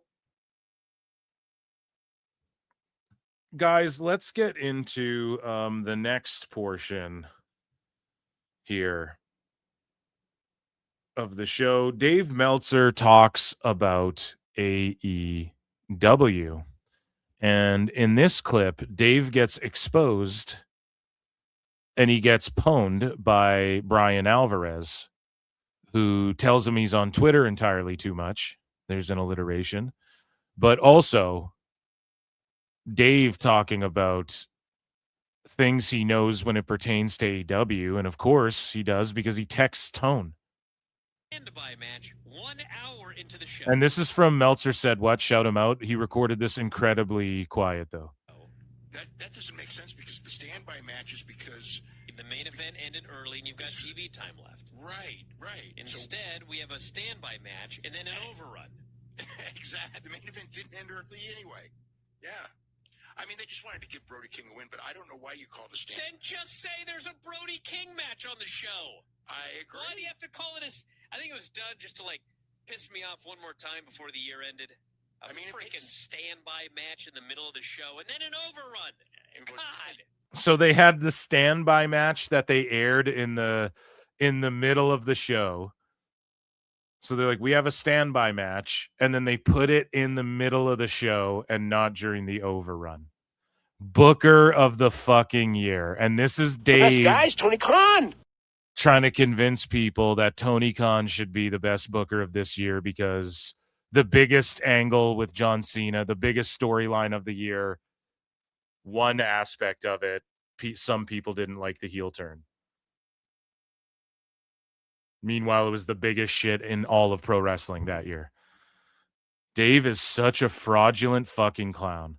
It just, well, the overrun's the overrun, and it was good. But Well, the overrun's the overrun, and it was good. Dave, there's got to be logic. This is why it's not sports-based. Tony thinks he's doing like a sports-based thing, a standby match. And then he just doesn't even actually know what this means. And then you have fucking Redax who will go on Twitter and go, yeah, AEW is the home of real wrestling. And then now they're going to go and think that standby matches are matches that just happen in the middle of shows. And the overrun is the overrun. You know Tone's just going to do an overrun, Bryan. Just get it in your head. He's always doing an overrun. And why is an overrun a cool thing? Because Tone grew up reading The Observer, where whenever the rare time WWE would do an overrun, Dave would mark out, an overrun. They even did an overrun for this angle. It was crazy. And it's what would be on the fucking message boards. Oh my God, it's the greatest thing I've ever seen. So Tone thinks that that's like a thing you do that'll get fans want to see overruns. No, you're just marks who were on the internet too much while your nanny gave you a fucking pedicure and you were drinking orange juice, freshly squeezed juice that some fucking one of your housekeepers picked from a fucking tree in your backyard and fucking, you know what I mean? And then remove the pulp for you before serving it to you, dude. Fucking, you were reading NoDQ.com and people were marking out about overruns. That's where this shit stems from, and that's what the show's here to expose. It should never be an overrun if you need a standby match. Well, they should have never called the standby match is at the end of the show, and it's TV time remaining. I know. Not an overrun. TV time remaining. I agree with you. It should not have been called a standby match. It should have been a match. Brody King wins in 51 seconds. Yeah, what do you even need to stand? Just say Brody's got a match. Yeah. Dude, how many matches did they announce as of And that's the problem too, because Tony always does this. Whenever there's going to be a squash match, he promises there's a standby match, and then they always get to it because there's a squash match. And he's fallen into the routine of doing this every now and then because they don't do squash matches really in AEW, even though there should be more of them. And WWE could benefit from them too, but they're in a spot where everybody's such a big star that, like, realistically, it's like, again, the Lakers come to town. Like, you just give them the in-between shit and then have your wrestlers wrestle. And unfortunately, that's why 50-50 situations happen more. In AEW, it's like you have this vast roster and you have a bunch of people just nipping at the bud to fucking get squashed or for the 3 minutes in the ring. You have 1 million people backstage every show, I guess, who want that 3 minutes tone. So it's like, yeah, this whole standby match thing is stupid, and it's a giveaway. Tony treats his audience like stupid idiots. I didn't even know about the, let's see, what do we have here? What did I have this afternoon? This afternoon we had, this is as of 3 Eastern. Okay. As of 3 Eastern today. Actually, I erased it. But anyway, I knew the whole card except for the. Well, yeah, because you're on Twitter all the time. I knew the whole card because Tony's texting you, Dave. Stop bragging about that. At noon today. I was in the freaking hospital. I wasn't on Twitter. Well, dude, I had 3 matches in MJF promo. By the time I finished Observer, I was in the freaking hospital. I wasn't on Twitter. Well, then what were you on? Then how'd you know all the matches? Because Tone texted you. So again, he gets defensive. In his defensiveness, he fucking tells you that he fucking texts Tony. The best guys, Tony Khan. This is great. I'm at 4 Eastern. Yeah. So if you knew more than that, I don't know where you got. Which we already know. He calls him on the phone, but it's like Tone called him, obviously. Yeah. Because that's what they had announced as of this afternoon. Yeah. So anyway. That's what it is. Tone just tells him all the matches. And I bet before Tony gets on those videos, he texts, I bet he writes the cards out and then DMs it to Dave. Here's what I'm planning. And then he'll do those little hotel videos. Standby match, 1 hour. It's just so cringy, man. It's so fucking cringy. So here's what Dave has to say. And he does criticize these SI awards because Meltzer's been felting SI for a long time. Okay. He's been not going after, but he's been trashing SI for a long time. And I don't know if there's something there. Maybe Meltzer said, what, we'll dig up something or DM me something juicy in the regard of, did SI diss Dave back in the day, or did they turn him down for a job, or did someone there think he was a joke in the past? I'm curious because he has sort of a vendetta against SI. But Dave is always a salty bitch towards any other sheet or people with sources who don't sweep for him as well as whatever. It's not, you don't even have to like agree with his wrestling takes, but you have to agree with like Dave. You have to kind of sweep for him or else he kind of shits on you. And also, like, I think he's getting jealous that, John Alba's Tone's new bae. Do you know what I'm saying, man? He's got some fucking emotional damage. Emotional damage! Because John Alba's Tony Khan's new bae. So let's listen to him sort of diminish the SI awards and in turn diminishing AEW a little bit here. They went totally out of the box on those Sports Illustrated awards, but I mean, they hit those hard on every show, and Tony put it over and everything like that. And I think, that's like one of the things that you should do is brag about what you're doing better. You know what I mean? We were named Promotion of the Year. We got 10 awards and all this. I mean, go in there and try to go like, hey, like, independently, people are saying that we're great. They're not saying that we're losers and we suck. It's funny though, like Dave is going to be sour about this, but if you call out, so he's shitting on these SI awards, but then when Raj Giri does a poll to his Twitter to see what's the best promotion and 4% votes CMLL, and then he's fucking mad at that. And then when people give the same energy towards his bullshit awards, nope, we're the best awards, Brian. These are objective. I'm the end all be all. I'm Uatu the Watcher, Brian. The best guy. And that's the message that you really want to get across. I think that's one of the things. And the other is just, their guys do media. But, I mean, they're not getting on the level of shows that the WWE guys are, even though, like with Max, I mean, he was in Happy Gilmore, you know what I mean? He is doing. And now he's just calling MJF Max.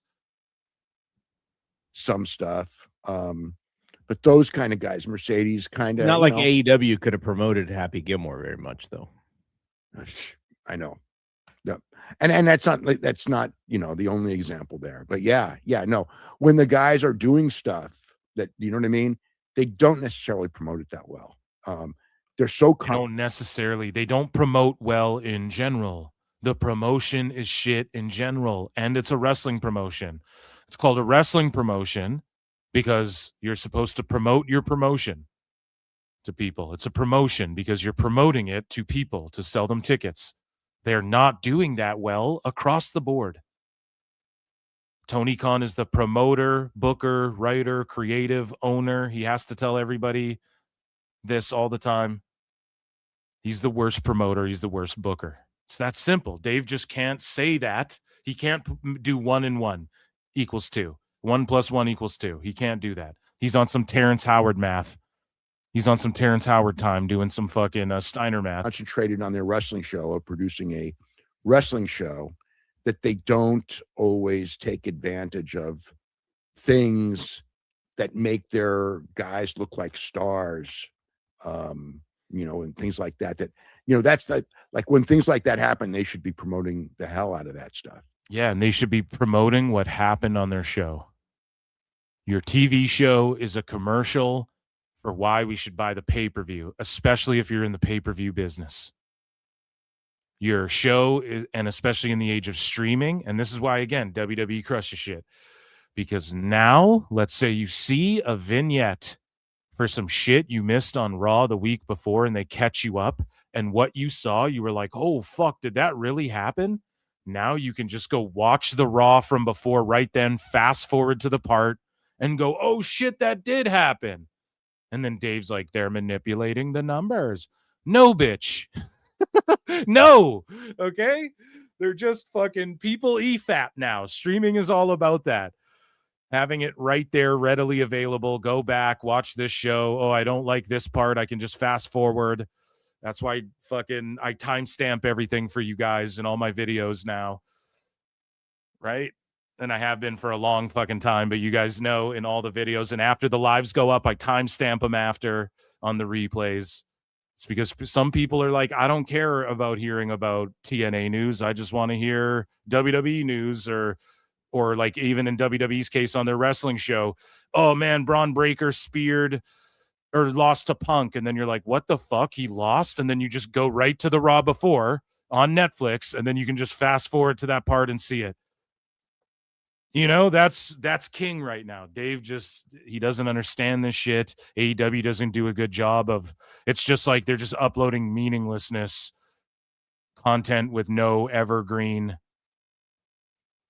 ability. I don't know the word I'm looking for. No like rewatchability or like, here's the things I like, whatever, you know. A lot of people don't watch any of AEW, and they will just buy the pay-per-views as well and throw them on. There are people who do that.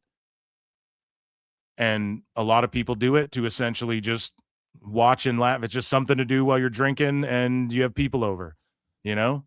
Something to throw on. It's an event, you know?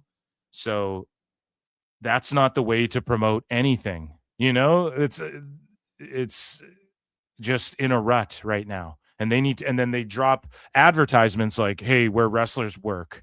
And it's just cringe. And it's like rehash shit we've seen before. And Dave at least is calling out that AEW does shitty promotion. But the only reason he's doing that is because he's upset that Tony is spending more time promoting SI than promoting Dave and the Observer and shit. And he's jelly of their awards. They went jilted lover. He's a jilted ex-lover, dude. And then, so moving along here, John Moxley and Kyle Fletcher scored themselves, drum roll, can you guys guess? A 5-star match. Lex, how did they get 5 stars?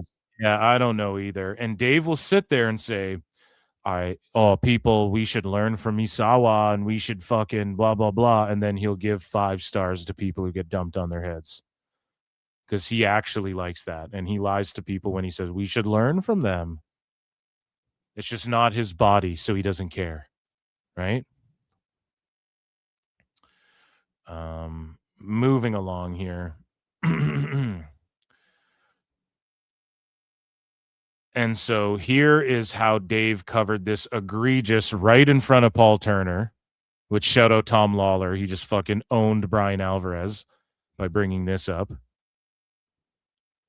And like, you know, we see that with Okada, the screwdriver right in front of the ref.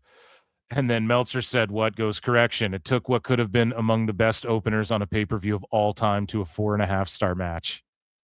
So again, Dave, this is how you know he only values, he doesn't value anything other than the moves they do to people, to each other. Because the only criteria we've ever got is it's based on how the crowds moved. That crowd was dead as shit in Chicago, reminded me of a fucking New Japan crowd. Okay. So what docks points for Dave when the ref fucks up and sees something egregious like this that should have been a DQ and it's like offensive to everyone watching it? That doesn't get any stars removed from his rating, or it gets a 0.5 star. How could a 4.5-star match ever have a finish like that with that crowd being that quiet? Where were they? Was that on the pay-per-view? Actually, I don't remember, but yeah, I think it was, right? That was on the pay-per-view when that happened. So either way, dude, Dave just, there's no criteria, and we can deduce just from the way he analyzes this shit, we can pretty much assume it's just based on the moves. And I know he won't admit that, but it's just the goddamn truth. And so let's read this. Takeshita, so this is what Dave said. Takeshita hit a Blue Thunder, but whatever. He says, Okada hit 2 drop kicks, but he wrote dro kicks. 2 dro kicks. Like no editing. He's just with his tongue wagging, typing this shit out. lube in one hand, allegedly, right? This is all made Allegedly. up. I'm a character. I'm a cartoon character. Ooh. And draw kicks, but Takeshita did a point. And it's every time we read The Observer, we point out the terrible punctuation and spelling errors. Okada hit 2 drop kicks, but Takeshita did a poison rana and a running knee. It ended when Okada got a screwdriver that was hidden in the corner and hit Takeshita in the head with it. With a few more minutes and a better finish, this could have been among the best openers on a pay-per-view of all time. He doesn't even bring up the ref saw it. And fucking, it was an egregiously bad finish where the ref saw it. It should obviously be a DQ. And then he literally tells people, you have to read The Observer. Did you read? You can read. Meltzer Inferno.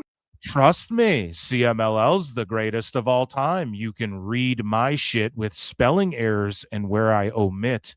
And this is also lies. Liar! This is called lying by omission, Dave.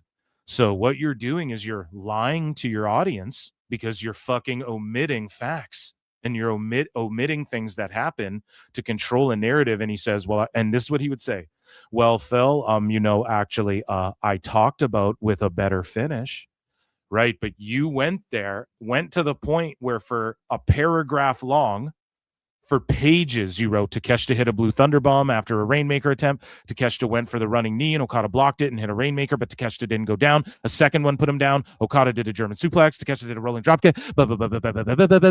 You literally move by move by move by move by move by move wrote this out. And then you didn't mention how the ref blatantly saw the screwdriver. You're lying to people. Tell us what And you this know, is you called goddamn grifting. liar! And you're doing fake 50% off fire sales.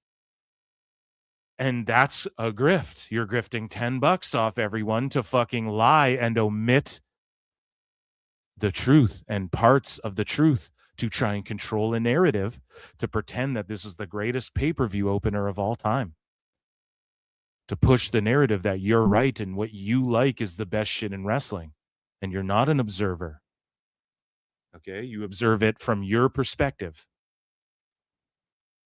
You're not fucking, I got you, buddy. I got you. Justin, we have confirmed that Dave Meltzer fears PWT and flutes. Okay, you're a fucking fraud. So Dave will project this on other people. Frauds, grifters, old podcast grifters. That's what he is. And he's a fraud. Only a fraud would not have mentioned the shit with the ref at the end.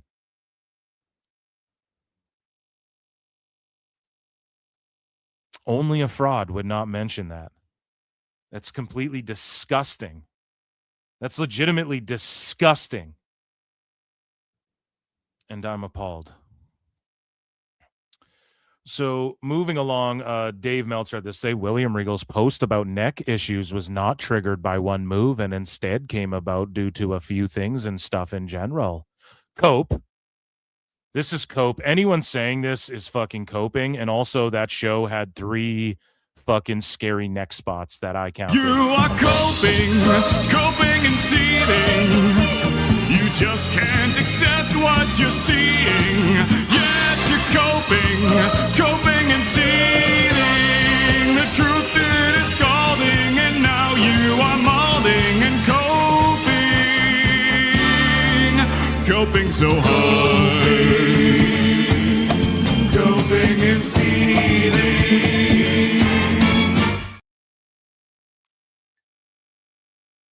So moving along from that,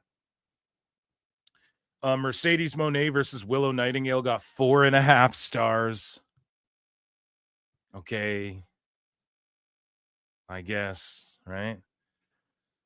Dave Meltzer is given, these are the rest of the star ratings from World's End, okay? So Okada Takeshita 4.5, Moxley Fletcher 5, Harwood Cash Wheeler versus Robinson and Gunn 3.25, Nightingale and Harley Cameron versus Monet and Athena 3, Darby Allin versus Gabe Kidd 4.25, The mixed nuts bullshit, 3.75.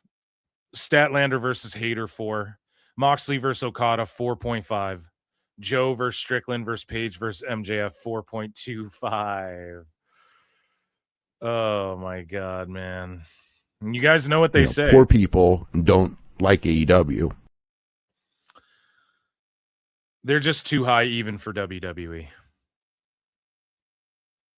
And so moving along here.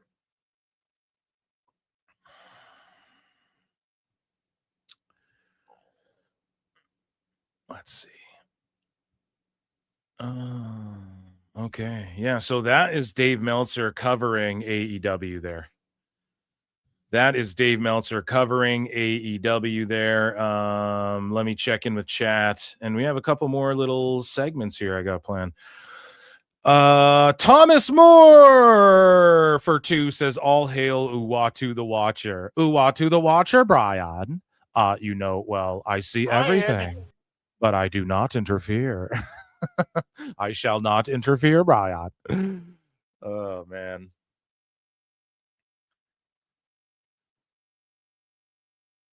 Only people chained up in a basement would rate those matches like that. My flute ratings for World's End was more accurate. 3 stars for Mercedes. Is he giving Dave a Blumpkin? Ugh, gross. Okay. Why you got to drag Monet into this, guys? No. So moving along here, Dave Meltzer had a complete fight melty with Nick LoPiccolo. So let's go over that. And not with Nick LoPiccolo because he won't engage, but he is seeing what Nick LoPiccolo's saying, and then he responds to other people pretending he's not responding to Nick LoPiccolo. You know the best what I mean? guys, Tony Khan. And so Dave argued and just gets owned a bunch here. Aberdeen the Ween. If you have to explain it all the time, maybe you aren't really shit after all, dude. Shout out this guy at Timmy Doesn't Care.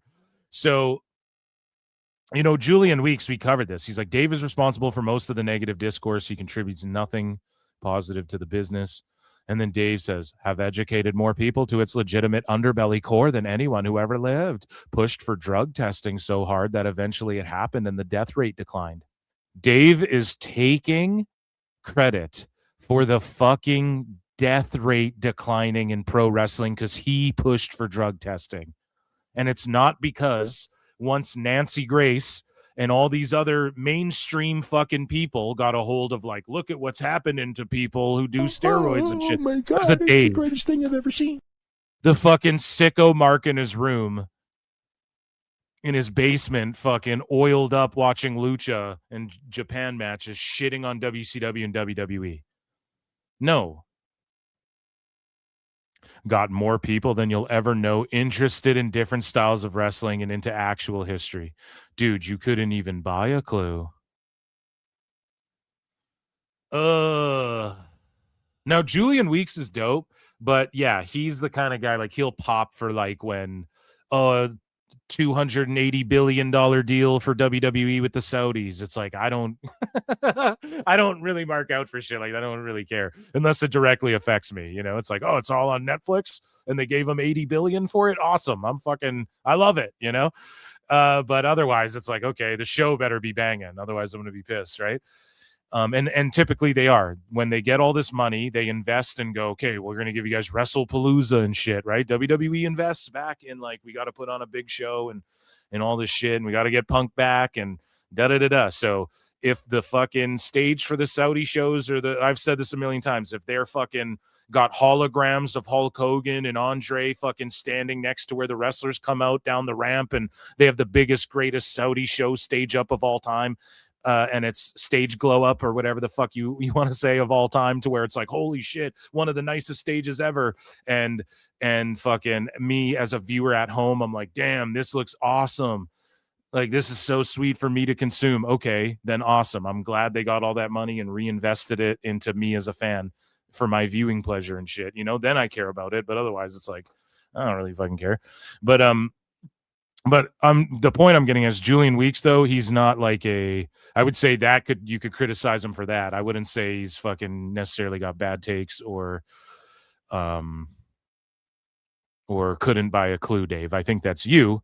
And especially when you're sitting here taking credit for like declining the death rate. And maybe Dave did promote some of that. I'm not saying he had nothing to do with it, but just being cocky in this year, 2026, bro, it's just not it, Dave. You have to humble yourself and reel yourself back in and maybe change course a little bit. And I think he would start like making shitloads of money again. Honestly, if he fucking just focused on like doing history pods with some of these people instead of beefing with Jim Cornette, you guys were friends, man. Just accept that he knows more about wrestling than you. Tone is the shit. And then do like a history pod where you talk about like, you know, old shit historically that people, you know, Dave could be useful. He's just an idiot. He's a condescending prick. And Dave's so dumb. He's one of these dumb guys that thinks he's smarter than everyone else. Those are the worst dumb guys, man. Those are the worst dumb guys, you know?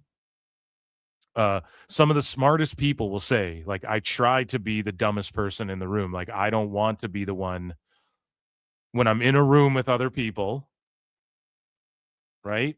Like John Cena will say that when it's my time in the ring, I'm going to hold court. This is what I do. You know, when I'm in the room with other people who've done it better than me, I'm going to shut up and listen. I'm going to be the dumbest guy in the room. That's what a lot of fucking of the smartest people you'll meet will tell you. But Dave is never that. Never that. He's fucking Uwatu the Watcher. Uwatu the Meltzer, dude. Anyways. So yeah, fuck you for hating on Julian. Julian's chill. So then this guy, Aberdeen the Ween, goes, if you have to explain it all the time, maybe you aren't really shit after all. And then Dave goes, when one of the best who ever did it said this for decades, maybe people shouldn't be so ignorant in the first place. Dave, you said that Ethan Page wouldn't be a star, and now you're saying Ethan Page will be a star on the main roster in WWE. You said... what did we just get him for? You omitted the fact that the referee saw Okada stab a guy with a screwdriver in a match in the head. You just completely omitted it and then gave it 4.5 stars. And then we'll go on Twitter and you had a bunch of spelling errors and say you can read and get all the knowledge. Like, that's fraudulent activity, bro. And you talk about ignorant. That is the most ignorant shit you could do, is literally ignore. I think ignorant, I think it's almost more ignorant to fucking blatantly ignore facts than like ignoring them based off ignorance. It's okay to be ignorant about things, guys, right? It's okay to be like, I'm entirely ignorant to fucking space travel. I don't know shit about it. You know what I mean? I'm not going to go tell a fucking a guy who, I'm not going to go tell a dentist how to fucking clean teeth. You know, I don't know how to I didn't study that. I talk shit, you know? So it's okay to be ignorant to shit. And Dave's one of these guys where he's like such a narcissist. He's like not ignorant to anything. And he truly thinks he would be a top football reporter, Patrick Mahomes. He thinks he analyzes movies good and he has fucking... Meanwhile, his whole basis is... I asked a friend of a friend, my son's friend, my co-host Gareth is a quarter Latino and he doesn't know Bad Bunny. And so whatever. And he's talking to sickos online and sleuthing discords and shit, sleuthing Fightful discords and shit, stealing their news and fucking stealing these memos and then posting them as if they're real internal memos and shit. Like, Dave is the biggest fraud and he's just a sociopath. He's in a fucking bubble where it's like a mental illness at this point. You know what I'm saying? And you know, they say like most narcissists will admit like, yeah, I'm a narcissist. Like, they're even able to admit it because they're so narcissistic they can flip it on motherfuckers. That's what they say. Again, I'm not a fucking psychiatrist or psychologist or whatever the fuck. I don't know. I'm not, you know, I'm not one to speak on it, but that's what the fuck they say. And Dave, if you called him a narcissist, he would be like, no, I'm not. So it's like, maybe not that, but it's like sociopathy. I don't know. There's a term. If we got a doctor up in here, they'd be like, well, it's this, you know, because he would be like, no, I'm not. I'm just the observing, all-seeing eye. And people still sweep for Dave. Meanwhile, we pointed out how in 2022, and it's not because his mind was changed. Again, I have to reiterate it. It's not because Ethan Page changed his mind, and he admitted that. It's because the reason he gets pwned for that is because he said Page never had it, doesn't have it now, and he never will, not even in NXT or WWE. And then now he's like, wow, this guy's a star. Call him up right away. It's because Dave omits things like the screwdriver spot. It's like some weird fucking sickness where and then you're not allowed to defend that. I don't care. Oh, well, he was right about The Rock. Yeah, he guessed about The Rock and kind of and The Rock wasn't there or whatever the fuck he said. Did he even get that right? What did Dave said? That The Rock wasn't going to be at Mania or whatever? Either way, dude, it doesn't matter. Do we? And then Dave calls other people ignorant. Meanwhile, he's just so ignorant, dude. And then LoPiccolo again posts a clip of Anchorman here.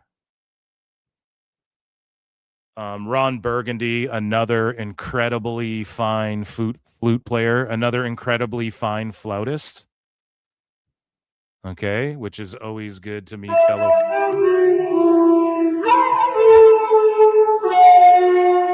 And the funniest, I laughed so fucking hard. And I DM'd Nick, and I was like, this is savage. This is pure savagery, what you did to him. And I don't think I bookmarked it because it's just so savage. But he was just like, whatever, it doesn't matter.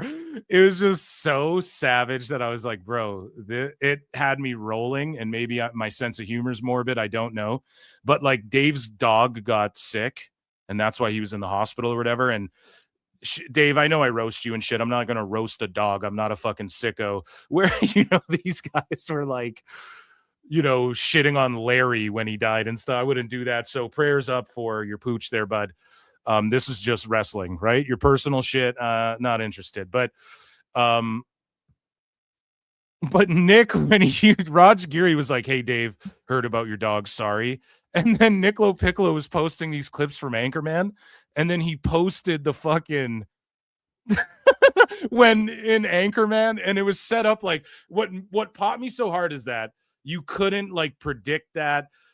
It's not like Nick knew that something was going to happen to this dude's dog, but there's that scene in Anchorman where Jack Black's like, fuck it, this is how I get down. And then he kicks the dog off the fucking bridge, dude. And Nick posted that and he's like, whatever, this is how I get down. And I fucking died. I was like, oh my God, dude, this is one of the funniest shits.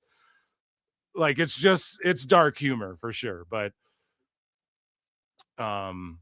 yeah, he was pulling Anchorman clips. And then, yeah, the dog off the bridge thing was fucking just a fatality, man. I didn't even bookmark it because I was like, Nick is just savage. He goes beast mode, dude, He goes hard in the paint. He went hard at PWT when I had JJ on because he was mad about what JJ was saying about Blake and shit. He deleted it, but he was like, nah, man, do your thing. But like, that's his people. He goes to bat for his people, and he's not going to bat for Dave, but taking the bat to Dave, fucking Negan style from Walking Dead.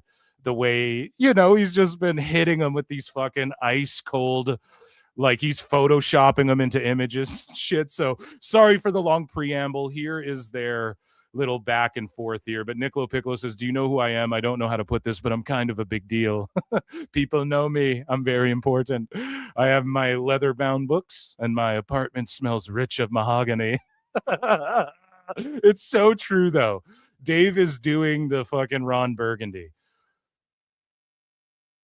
And then so Dave Meltzer responds to this guy, Luke Ryan, who quote tweets Dave, and Dave has this to say. So let's go. We're going down the rabbit hole here. So Dave is like, there's more injured AEW wrestlers than WWE wrestlers by percentage, a small percentage. And then this guy says, such a weird point. WWE is known for its safe style. Injuries always happen, though. AEW works a more dangerous and exciting style. That's the same as saying most drunk drivers get home safe. So I'm not sure it's any more dangerous than driving sober statistically. That's actually kind of a good analogy, but again, it's like WWE are more long-term invested in talent.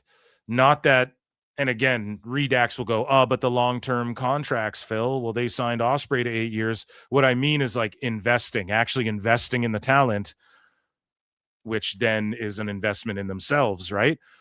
They invest way more in talent and shit like that, and they work more. WWE people work more than AEW folks. So AEW having a larger, and there's a way bigger bloated roster in AEW. So they shouldn't have, maybe I'm gonna do that. Let's see. Let's ask AI, let's ask Google how many people are on the WWE roster, including Raw, SmackDown, and NXT. So around 200 active main roster is what they're saying, generally active 200. But again, this is Google. They've been taking L's. Apparently Google AI has been taking like huge L's where people are like, yo, it's 2026. And they're like, no, it's not 2026. It's 2025 still and shit. And people are like, what's going on? How many people are on AEW's roster, including ROH? So about 200, about the same number. So, I mean, yeah, the injuries are about even. There you go. I don't know what to tell you. It's just like, if Dave has the real numbers, he's like, in fact, it's just a little percentile. Post them then. But Dave says, and yet stats for years have said otherwise. I chart this stuff regularly. Neither is safer than the other in any meaningful way that can be measured. This is with years of studying. Oh my God, listen to this, and I study it. This is with years of studying. I study. Study. Learn, baby, learn. Meltzer Inferno.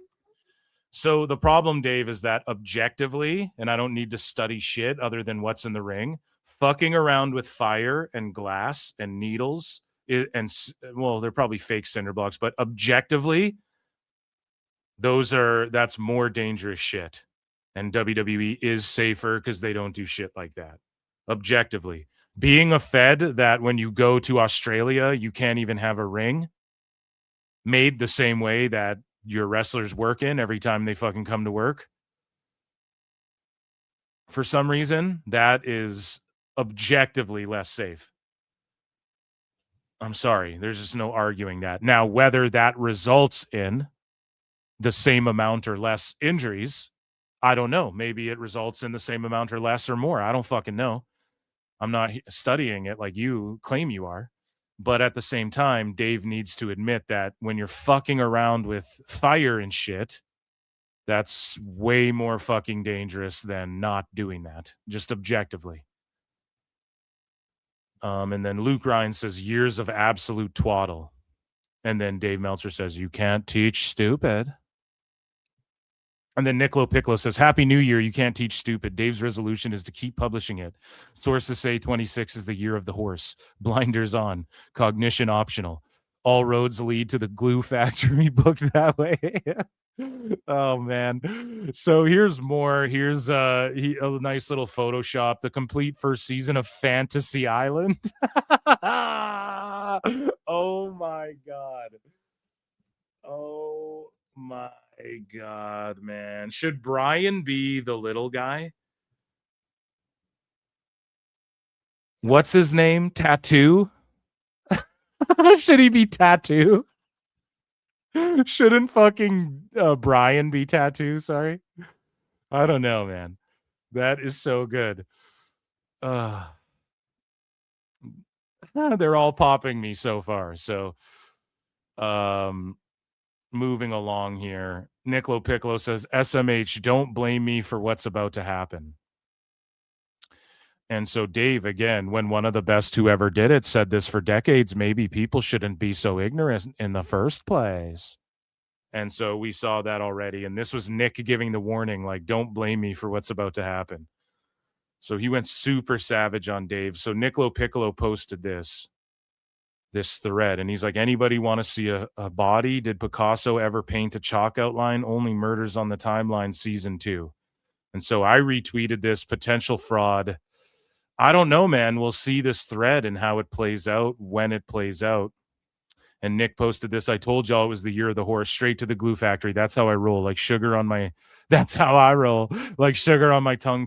I am become death, destroyer of worlds. I have become death, destroyer of worlds. Not prophecy, math. I don't make the rules. And so he's just dropping all of these hilarious, like Panda Watch. It's right here. It's in the video. Here, he put it in the video. The video that he strap in. Yeah, see, he did the fucking. That's how I get down. Kicking the dog over there. I'm sorry, man. That is not even funny. That's actually fucked. That's actually cooked. Oh my god. Okay, so moving along from that, he just went off on him, but he warned him. Like he just chose savagery. Nick LoPiccolo chose violence that day. And then he quote tweeted this, said, I told you it wasn't my fault they built the stadium where there was a tunnel in the end zone that I scored in. It wasn't my fault the doors were open at the tunnel. In that tunnel, it wasn't my fault. There's no illegal for me to run through that tunnel. Don't blame me. You can blame the architects of that stadium. You can't blame the University of Texas for taunting us. You can blame Robert Bailey for setting up the whole thing by knocking the first person out. You can blame Craig Erickson for throwing me the ball. You can blame the defensive back for not being good enough to cover me. It's just not my fault that I ran through that tunnel. Damn. And so basically he's just saying, like, look, dude. And he tagged me in a few of these, and he's just saying, like, it's not my fault. Like, he's pretty much just saying, Dave, you opened Pandora's box here by saying you're one of the best to ever do it. You know? And then, so Dave had this to say.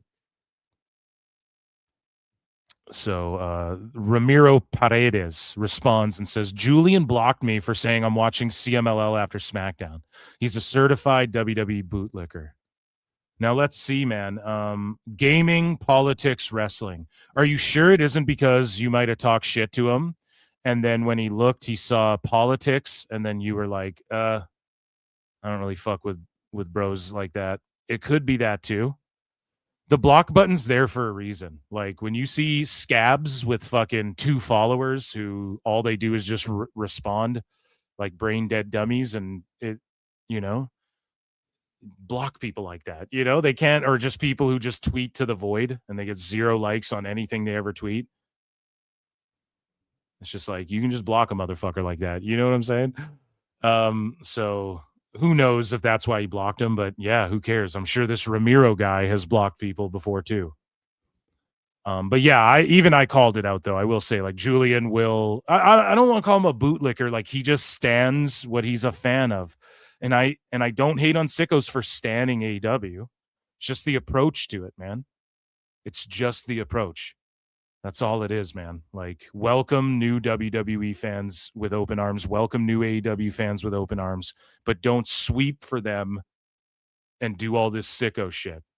And when your biggest advocates are accounts from like fucking India and Nigeria and South, whatever the fuck, in Asia or whatever, you know, chances are it's a fucking room full of fucking dudes on phones, just drama engaging. It's everywhere. It's everywhere on Twitter. It's in all of social media. Some people call it dead internet theory. Some people just say it's bot farms or whatever the fuck. It happens. There's companies that hire fucking bunch of people. We've covered this so much on the show, but that's where the sickodom, where it's just like, okay, if you're an AEW fan and you're like, I love this shit to death. Yeah, the attendance fucking sucks. Yeah, Tony's pretty fucking, if you can just say that shit, then it's all good. No one gives a fuck. No one cares that anyone likes, you know, some people like campy, shitty movies. I don't like the Terrifier movies. I just cannot get into them. I think they're lame as fuck, and I love horror flicks. It doesn't mean I don't like horror and I'm not a true slasher fan and all this shit, right? But the problem is that sickos try and pull that shit. We run, you guys remember we read those tweets? We run wrestling. We'll decide what's safe. That's what the sickos respond with. It's like, bro, shut the fuck up. You ain't won no chips yet. You haven't won any chips yet to be saying shit like that. The biggest victory lap they ever fucking took was them firing CM Punk, who was their only fucking hope. But, yeah, and then Dave Meltzer goes, oh, I'm well aware. Guys like him are deathly afraid of reality and lash out and say the silliest things. Oh, Dave, really? Because why can't I quote tweet this or like this? Oh, really, Dave? Because why can't Phil Marks bookmark this or comment on this? Because are you deathly afraid, or is it because I pointed out when you tried to say that Nick Khan fucking is friends with Ariel or whatever the fuck he said, so Ariel's a shill, and I pointed out, well, you're friendly with the Bucks and Hangman and them, so aren't you biased towards them?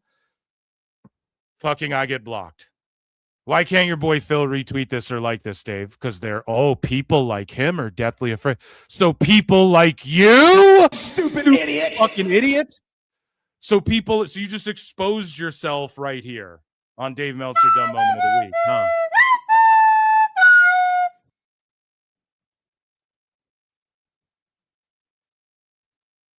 Fuck.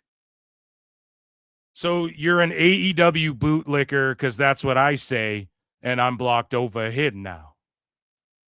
Is that why, Dave? Because people like him? Dave blocks everyone. He's in a fucking sicko bubble. Holy, yeah, this is the Nick LoPiccolo's been trying to make this a meme too. Like the face you make when it's like, what the fuck did you just do? Did you seriously just count to 3? That's what that face is. Let's go, dude. So Dave Meltzer, I always tell people, so this guy here, let's read this actually.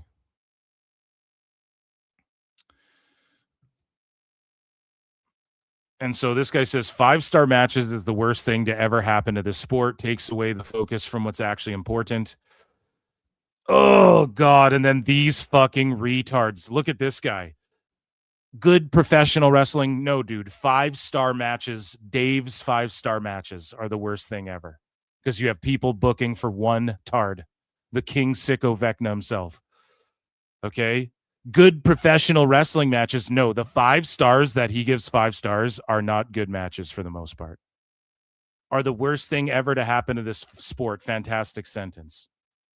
And then Dave goes, good tasting food is the worst thing to ever happen to the restaurant business. Dave, what you say is a 5-star match is not good wrestling for the most part in 2026, especially. Good tasting food is the worst thing to happen to the restaurant. Well, you fucking tards like to say that. I'm saying tards way too much, but I'm fucking worked up here.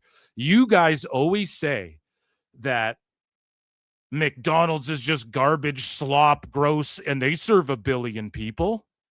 So according to you, yeah, having good tasting food, if you have shitty food, it's the $1 billion corporation. According to you, dumb fucks, when you fucking choose, when you select your selective outrage, when you choose what fucking dumb argument to run with that you guys flip-flop on all the time, according to you, yeah, McDonald's, even though you all fucking eat it, okay, because everybody does. According to you guys, the sloppy, shitty food is serving the billions of people, and the Wagyu beef is what? The Wagyu beef that not as many people eat. The fuck are you talking about? You can't just flip-flop around with your fucking analogies. And this is why I fucking debunk all of these analogies all the time. I wreck these analogies all the time. Because they don't work. Good movies are the worst thing to ever happen to the movie business. No, they aren't, but good movies have tanked at the fucking box office. You can't make this analogy. It's pro wrestling. It's not food, stupid. It's not music. You don't just listen to wrestling. It's audio and visual, okay? And it's an amalgamation of television and sports and competition, okay? It's a combination of those things. So it's not a one-to-one. You can't just one-to-one. Oh, movies, or that's when, like, Raj, I call it out too. You guys want to call Raj a bootlicker or whatever the fuck? when Raj says, oh man, in the movie, the hero wins. No, it's not a movie. It's a comic book timeline. I've pointed this out. So I'm keeping the same energy across the board here when people do these stupid fucking analogies. You know what analogy we can use? What worked in pro wrestling, this thing that's been around for 200 years or whatever. We can just look at how long pro wrestling's been around, 150 years or whatever the fuck it's been. I don't even remember. And we can look at that and go, what worked? Oh, okay, there we go. It's been 100. We have a century of fucking stuff we can look at. Peaks and valleys, highs and lows. Just compare it to that. Holy man. When movies suck, people don't go, oh, well, the best hamburger is Wagyu beef, Brian. They just compare it to like this in what the differences between movies in the 70s and the 80s and blah, blah, blah, and shit like that. You compare it to there's been movies, there's been pictures, for almost like 100 years or whatever the fuck. When did the first movie come out? 20s, 30s? I don't even know. Maybe even before that. I have no fucking clue. But it's just like, and then good songs are the worst thing to ever happen in the music business. Yeah, again, you guys say, well, Taylor Swift isn't the best singer. Yeah, but she sells the most records. So now you're saying she makes the best music then too? So your Taylor Swift, McDonald's analogies, you just completely flip them now to try and make this other point, which is what I made to debunk those shits. Like, yeah, McDonald's has completely serviceable and good enough food for the masses to say, if you get me this Big Mac and my fries in under 10 fucking minutes and my large Diet Coke in under 10 fucking minutes and make it cheap enough, once in a while we'll fucking indulge here and you can serve billions of people. I can't indulge in Wagyu beef every day or once a week or once a month or fucking, some people run to McDonald's for their coffee every day.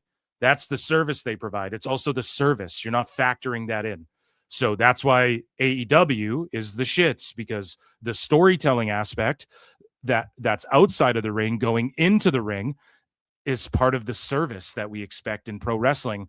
It's called getting heat. It's what UFC does when they do the promotion they do. And even UFC does a shitty job of promoting, like with their posters and shit these days, they're the shits. But that's why they hold press conferences and these sorts of things. Okay.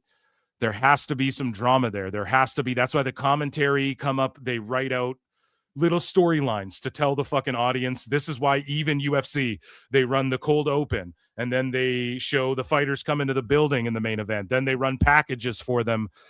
You know what I mean? Throughout the show. And then they go, here's them warming up before our co-main event. And then they go, okay, they're about to make the walk. And then Megan O'Leary's there spitting as they come down the aisle and shit. There's a reason they do all that extra storytelling shit, because it's not phony wrestling. But there's a way to fucking do it. But again, that's part of the service of like being a fan. And even NFL fucking does this, man. Even NFL does this for their games, dude. But meanwhile, Dave wants to sit here and go, oh yeah, so good tasting food is the worst thing. Well, you guys said McDonald's shitty and talk about Wagyu beef. McDonald's doesn't serve Wagyu beef. They're serving more fucking cheeseburgers than Wagyu beefs are being sold today.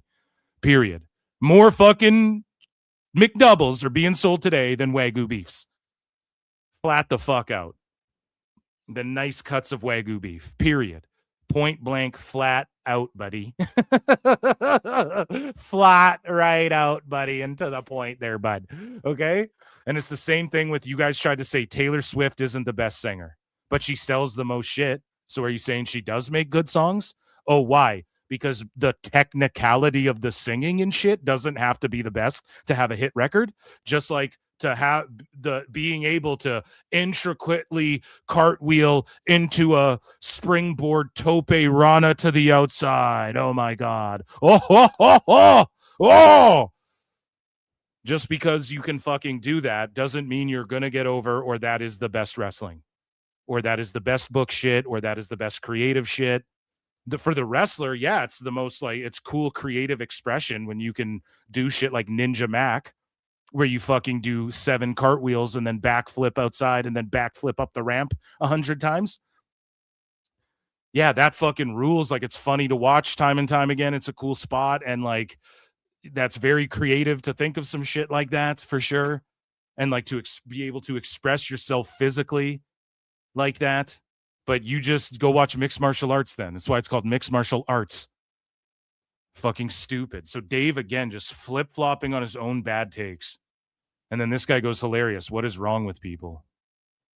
And then Dave says, I always tell people if you're saying something about wrestling and it doesn't pass the food, music, or sports test analogies, it's almost always going to be stupid. Meanwhile, I just debunked you, Dave, and you just sounded fucking very stupid. Stupid idiot. That was a 5-star takedown in the Tokyo Dome that I just gave you, Dave, because you're a dumbass. And I just debunked all of those analogies and why they don't fit, because that's dumb. And I'm fucking blocked, and you fear hearing what I have to say. Debate me then, Dave. Debate me. Pull my clips up of my show, debunking you, and then try and debunk my debunk.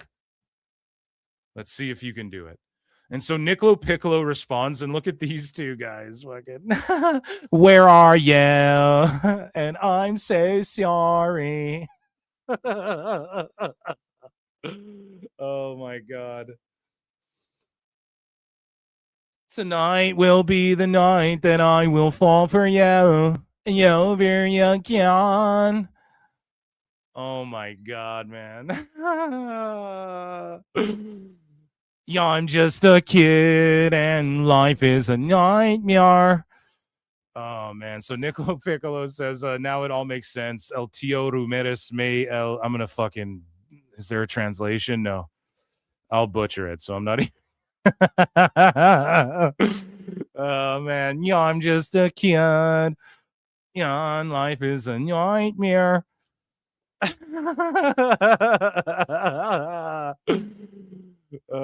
Shit, dude. So the number of the best friends, that's another one. That's another show. We're actually gonna save this thread. It's incredible. I found an absolutely incredible thread from Meltzer Said What here that I didn't realize he had ongoing that we're gonna go through in another show. But basically, here is how Dave like gets his information and how he discerns shit is from marks like this. And this just might be a troll, actually. I'm just going to be honest. I don't know. We'll see. Does this person have me blocked? Mate, have me blocked here. Let's see. If they have me blocked, it's not a troll. Because they're just like a Dave sweeper. Yeah, has me blocked. Yeah, and then they're marking out about the 63rd and final sellout for CMLL and shit. So this is a real person. Okay, so this is my first year voting in the Observer Awards, and I feel like this is a good time as any to reveal just what I voted for. Big thank you to all my friends who helped contribute to my choice, and to Dave Meltzer and the staff for making it easy to vote. Holy fuck, man. Now, I'm not sitting here saying my penmanship is the best, okay? I typically write in cursive, but Lex, is this a fucking I don't child? know. What is this? Oh my God, it's the greatest thing I've ever seen. This is the same person who wrote this. Looks like a 6th grader wrote this. And it's all printed out. And it looks like a literal child, dude. Like he can't stay in the lines and shit. Look at this. Like didn't learn cursive. And these are the folks like, is this the guy who gave him the internal memo? Oh my God, dude. So Connor Murphy, and shout you out, bud. My Observer Awards 2025 ballot. Bro, you don't got a laptop. You couldn't. Yeah, dear Santa. Looks like a kid's Christmas list, buddy. You didn't have a fucking... You couldn't have wrote this on the phone you took the picture with, and oh my God. Oh man. I don't mean to roast the guy, but shit. Again, I don't even know how did anybody decipher what he meant in any of this. This is what he mailed in to Dave, and Dave already can't write without typos and fucking bad punctuation and shit. So What is he? How did he decipher this? How did you fax this in? He faxed it in. Poor people don't like AEW. Holy man. Oh shit. So I mean, for real, that's who's voting on the shit. That's who's messaging Dave. That's who's glazing him and AEW. That's who's sending him in shit, is just like dudes who like can't fucking spell or like don't. I hate to roast the guy's penmanship. Okay, it's low blows here today. All right, I'm sorry. No, shout that guy out, man. Keep doing your thing, but like, and then to brag about it and pull the curtain back. Dave's not, and who is that? Who the fuck is that to where they're voting on it and Dave trusts them to vote on it over someone else? Why is that person's take more valid than Alfred Konuwa? Because they glaze you and you know what they're going to vote. And you can control these people with your shit narrative. And the people you couldn't do that to, Dave, have fallen off. People like Brian Last and Jim Cornette and shit who used to vote in these things. I don't know if Jim voted, but Brian Last used to. I think he'd get his ballot or whatever in the mail. The only people responding to these shits are people who like take you seriously, and they're redacted, bro. I'm sorry. Like, they're cooked. They've been cooked. Okay. And so speaking of Alfred Konuwa, here's just, again, a little cut of Dave. We played this before, but I just wanted to play it again because Alfred dropped this little video again here to remind people, go and check out Pro Wrestling Bits YouTube channel.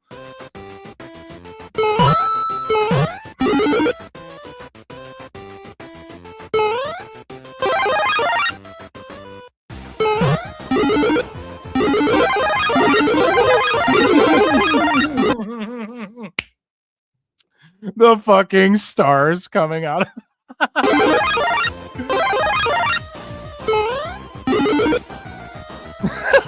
Jim with the tennis racket.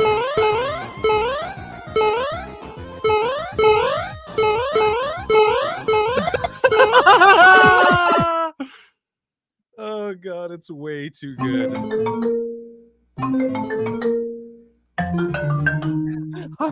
Hi Tony, thank you for thank you for bringing my Wrestling Observer fan fiction to life.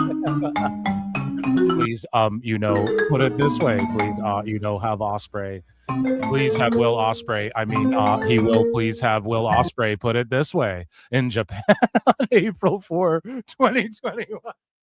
At Sakura Genesis. Well, Will Ospreay won his first IWGP World Championship after he beat Kota Ibushi, and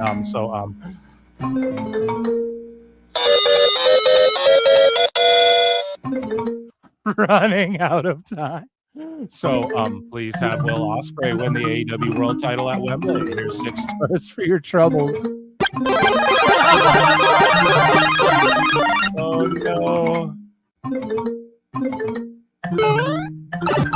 Oh no.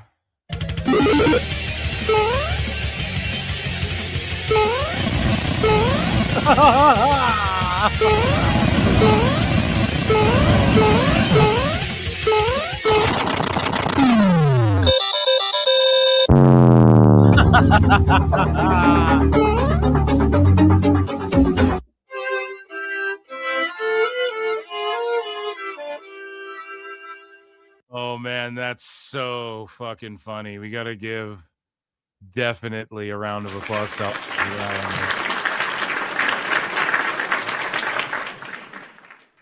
It's a great clip. So lastly, we have Dave talking about New Japan and CMLL a little bit.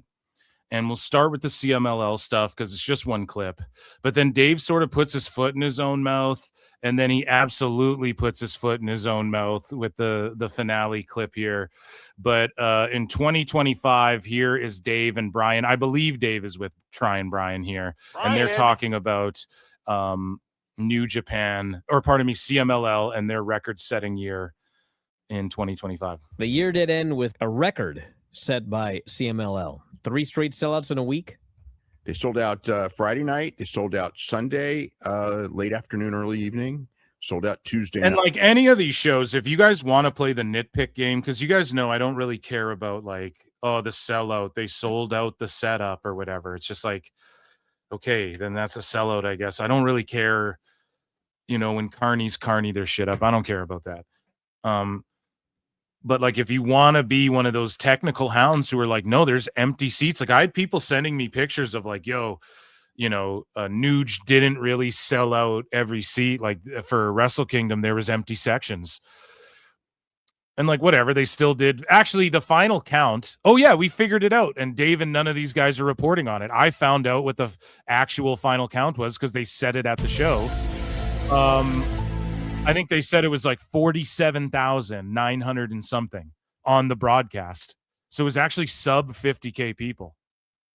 And they said it on the broadcast during Wrestle Kingdom. I think I entirely forgot to bring that up. A good thing I did, because I can point out how Dave isn't talking about that either. Right? But the dude on commentary, not one of the guys going, but they had someone there with them. I don't know who it was on commentary, and he would chime in like once a match, but he would actually say some real good shit. And he said like 47,900 or 46,900, whatever it was. So maybe someone can sleuth that number out for me while we play this clip. But if you want to be technical about it, it's not like they're sold out, like not an empty seat in the house every show. But still, congrats to CMLL. They're fucking hot right now. Good for them. Bad Bunny showing up and wearing Mystical mat. Awesome. Good for them. I won't shit on that or diminish it at all. I would say AEW needs CMLL more than CMLL needs AEW and shit. And that's how they treat them. And that's how they treat MLW as well. CMLL is clearly hotter in Mexico. But again, do you have an abundance of luchadors that you're trying to make stars, or are you just letting their stars run rampant on your shit and not pushing your own guys?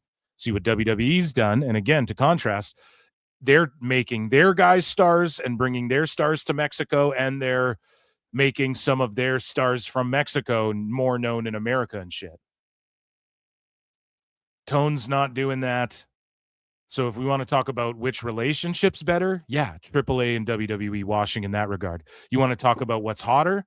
I think Dave does a disservice to AAA by not talking about how AAA wouldn't have done the big houses for as expensive as what it costs for a fucking ticket to go see AAA shows in America. Right? Like CMLL, if they do a show in America, I don't think they're going to sell as expensive of tickets and as many as AAA would. Like they're doing a good job in that regard. But kudos to CMLL for selling all these fucking tickets. JJ has said on the show that they own the arena and they just fill it for free. Like it's free to go. And then people make money off concession and merch and shit like that. I don't know if that's true. I think they do sell tickets, but I don't know if he meant just like sometimes or just to fill it out. Like, oh, we haven't quite sold it out. Everyone get in here. Are they doing that? I don't know. So kudos to CMLL.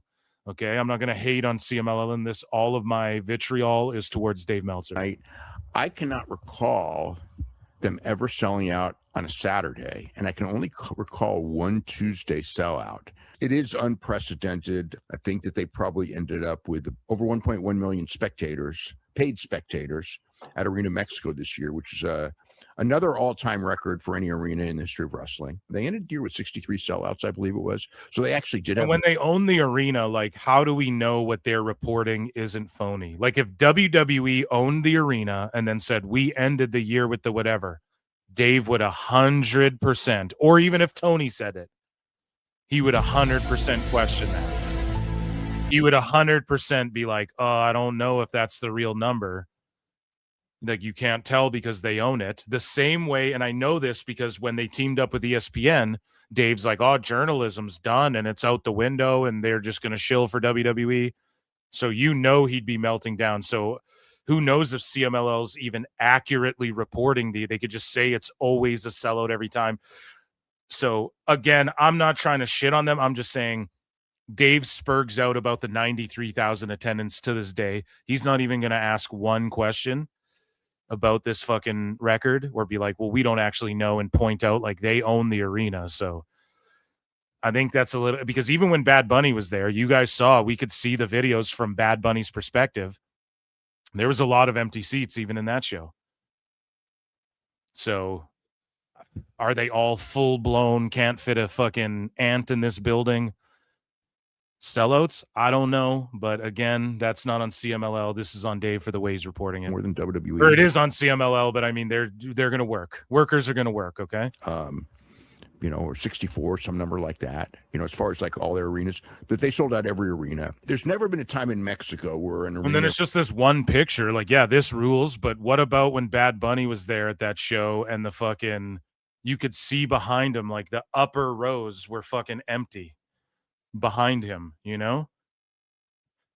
So, fuck, I don't know. That size is sold out 3 times in the same week. I don't know how NXT was at its peak, because I remember they sold out the Barclays Center. It was like when Kevin Owens, Sami Zayn, Nakamura. I think that era when they actually drew really big crowds. I think that they may have done a weekend like at the Barclays Center where NXT sold out along with maybe like a pay-per-view and maybe a Raw or a SmackDown. I'd have to look it up actually, but I seem to think WWE has done it, but probably only 1 or 2 times. I mean, obviously WWE for WrestleMania has sold. So recently WWE's hasn't sold out a fucking 2-night pay-per-view and then sold out a Raw and then sold out the following SmackDown, Dave. Are you fucking kidding me? And maybe they've done it. Oh my God, it's the greatest thing I've ever seen. So recently, WWE hasn't sold out 2 back-to-back night events or sold out their setup, quote unquote, and then fucking the next night sold out a Raw, then sold out an NXT, then sold out a SmackDown in the same week recently. The Performance Center isn't a sellout every week. I don't know, man. I think Dave is like real just talking out his ass here. Out of 50,000 seat stadium 2 nights. So, which is far more impressive, but it's still something that, Yeah, so there you go. He just said that right there. 50,000 2 nights for a PLE, 50,000 2 nights in a row. Okay, and then Raw comes after those 2 nights, which I promise have sold out, a bunch of them. And then SmackDown's in a lull right now. Some of their live events are drawn better than some of these SmackDowns. You mean to fucking tell me that they didn't sell out? Dave's talking out his ass, and he's like, no one's done this in the history of pro wrestling. Well, except, WWE's done this a couple times, probably like this year. But this year CMLL did what no one else could do. What the fuck, man? Meltzer Inferno. He's just pride, man. I mean, for, any other promotion, it's a quite incredible in the history of wrestling, all of wrestling. Except WWE, and then it's quite incredible. Bro, make that distinction first. Like, say, bar WWE, which is the outlier number 1 all the time. Everything else, this is how I view it, and then you can talk about they did this or this, But 1.1 million tickets. Shout out fucking CMLL and shout out Lucha. And fucking too bad Tony doesn't know how to book like crossover or shit and get like one of his lucha stars super over in Mexico right now and take advantage of this partnership. Instead, the guys he's trying to get over there are fucking French Canadians and Maxwell Jacob Friedman. It's fucking stupid, man. So let's move along to Nuge here. Okay. So Dave Meltzer talks about Aaron Wolf, and he compares him to Mr. T and Lawrence Taylor in some capacity, and perhaps it's a fair comparison, like debuting at a WrestleMania. Maybe in that way it's a fair comparison. Let's listen to what Dave Meltzer has to say here about Aaron Wolf, who I thought, if you guys watched his match with Evil, you would all be like, oh, come on now, Phil, this is garbage, But if you look at it in, I don't know, I'm trying to tell people, I'm trying to get it over with people. My agenda that I openly admit is like, look, Aaron Wolf, he gets it. He was there. His timing was good. His spots were all good. You got to slow down a little bit. Every noob does. He's a legit Olympic gold medalist. They put the title on him. He's like a fucking, they're doing, They want him to be like, this could be their Goldberg type guy. And in the match, the reason you guys would say it's shit is not because like the wrestling wasn't good or the crowd wasn't there or anything. It's just because House of Torture, literally, they threw powder in his eyes, interfered, took the buckle off. But some of you guys might love that. They did every cheat they could do in the book to beat this guy, and he overcame, beat a former world champion, and won the open neverweight title. It actually ruled. I think it ruled, personally. Okay. And they just really were like, we're going to push this guy. Like, we're going to smash him over your head first thing. And his strikes looked good and shit when he was doing strike exchanges. Like he was on point. I thought Aaron Wolf looked good. To be in a match, your first match, you have to do the powder spot, the selling of the turnbuckle, of the exposed buckle. The fucking guy interferes on you when you're hitting the rope. The ref's distracted. His timing, his spots, everywhere he needed to be, he was where he needed to be without making it look too obvious and shit. Like, he was right there for all this. And so I give Aaron Wolf hats off to him, and for pulling it off at the level he did. He's no Logan Paul, right? But even Logan Paul's first match or two was a little rough. He pulled it off, but like his first match was kind of rough. His first couple appearances in WWE were kind of rough. But he just got it right away. Aaron Wolf, it's like, for doing all of the schmozzes that there are to do in wrestling.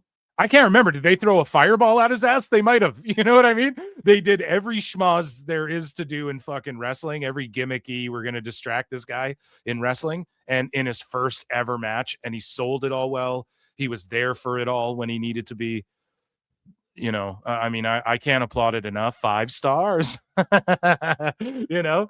It's not, again, the greatest match of all time, but it was a solid debut. But Dave sort of gives some context as to like how they're trying to push this guy. He's saying they want him to be like the god, and he's going to carry New Japan for the next however long. Meanwhile, he doesn't put Tsuji over, really.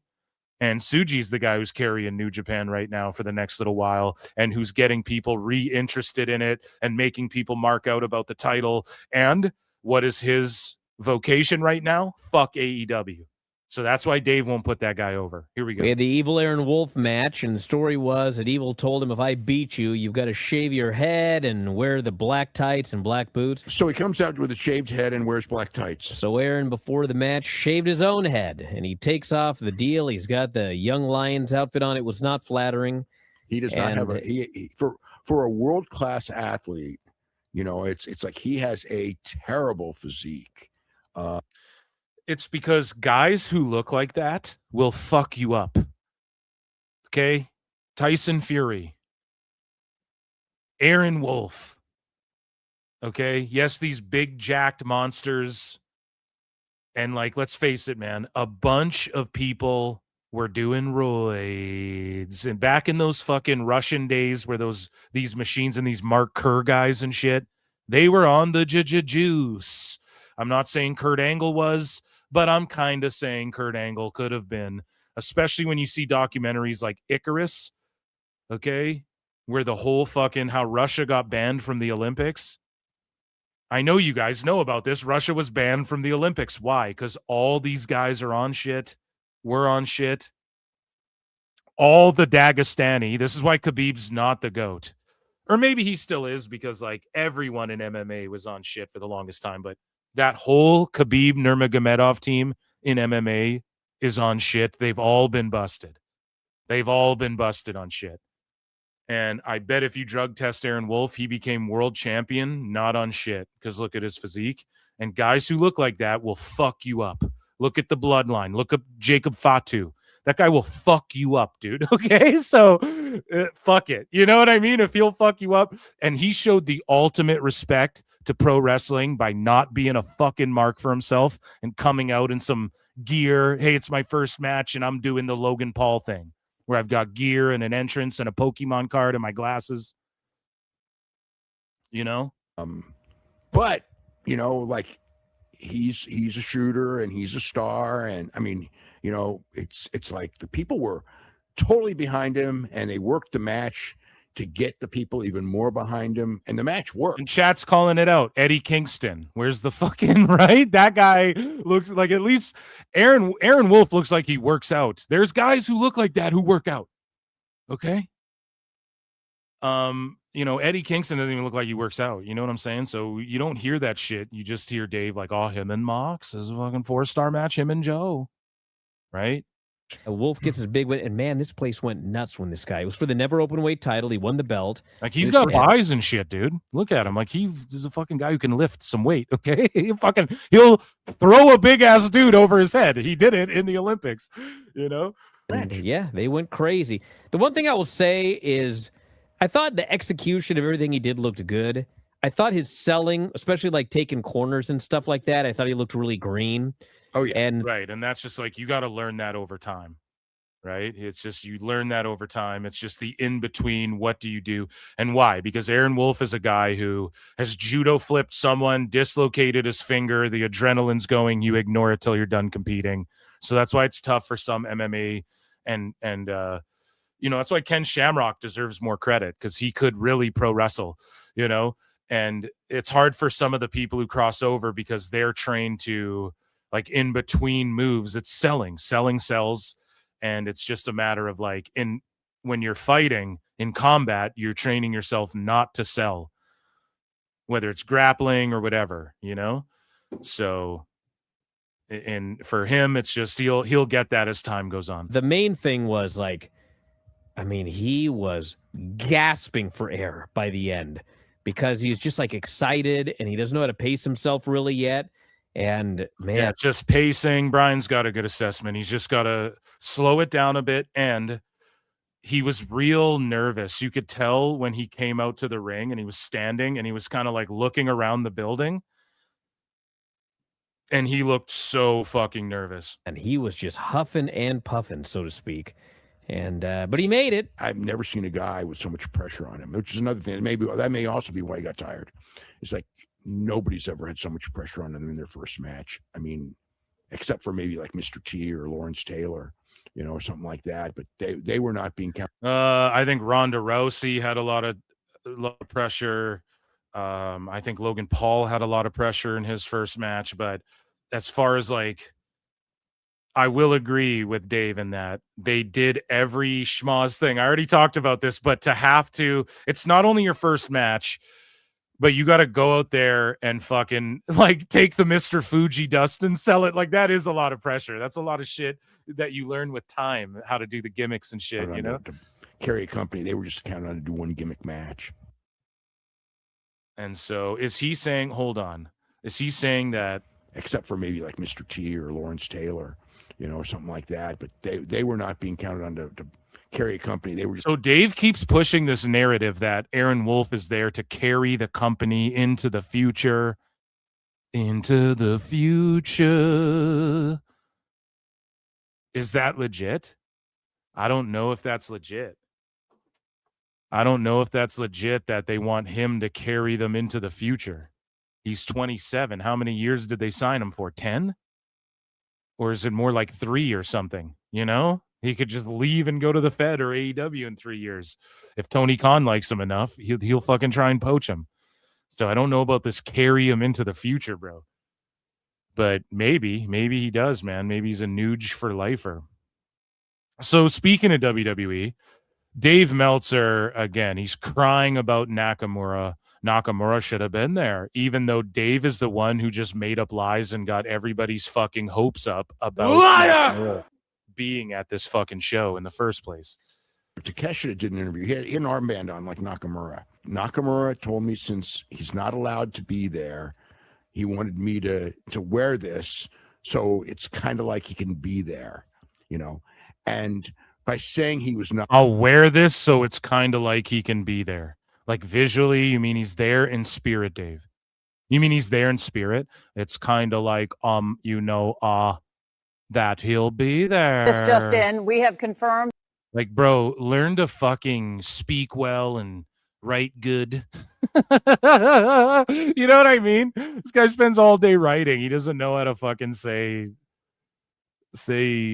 anything properly or use fucking whatever. We covered it already. The typos and all that shit. Not allowed to be there.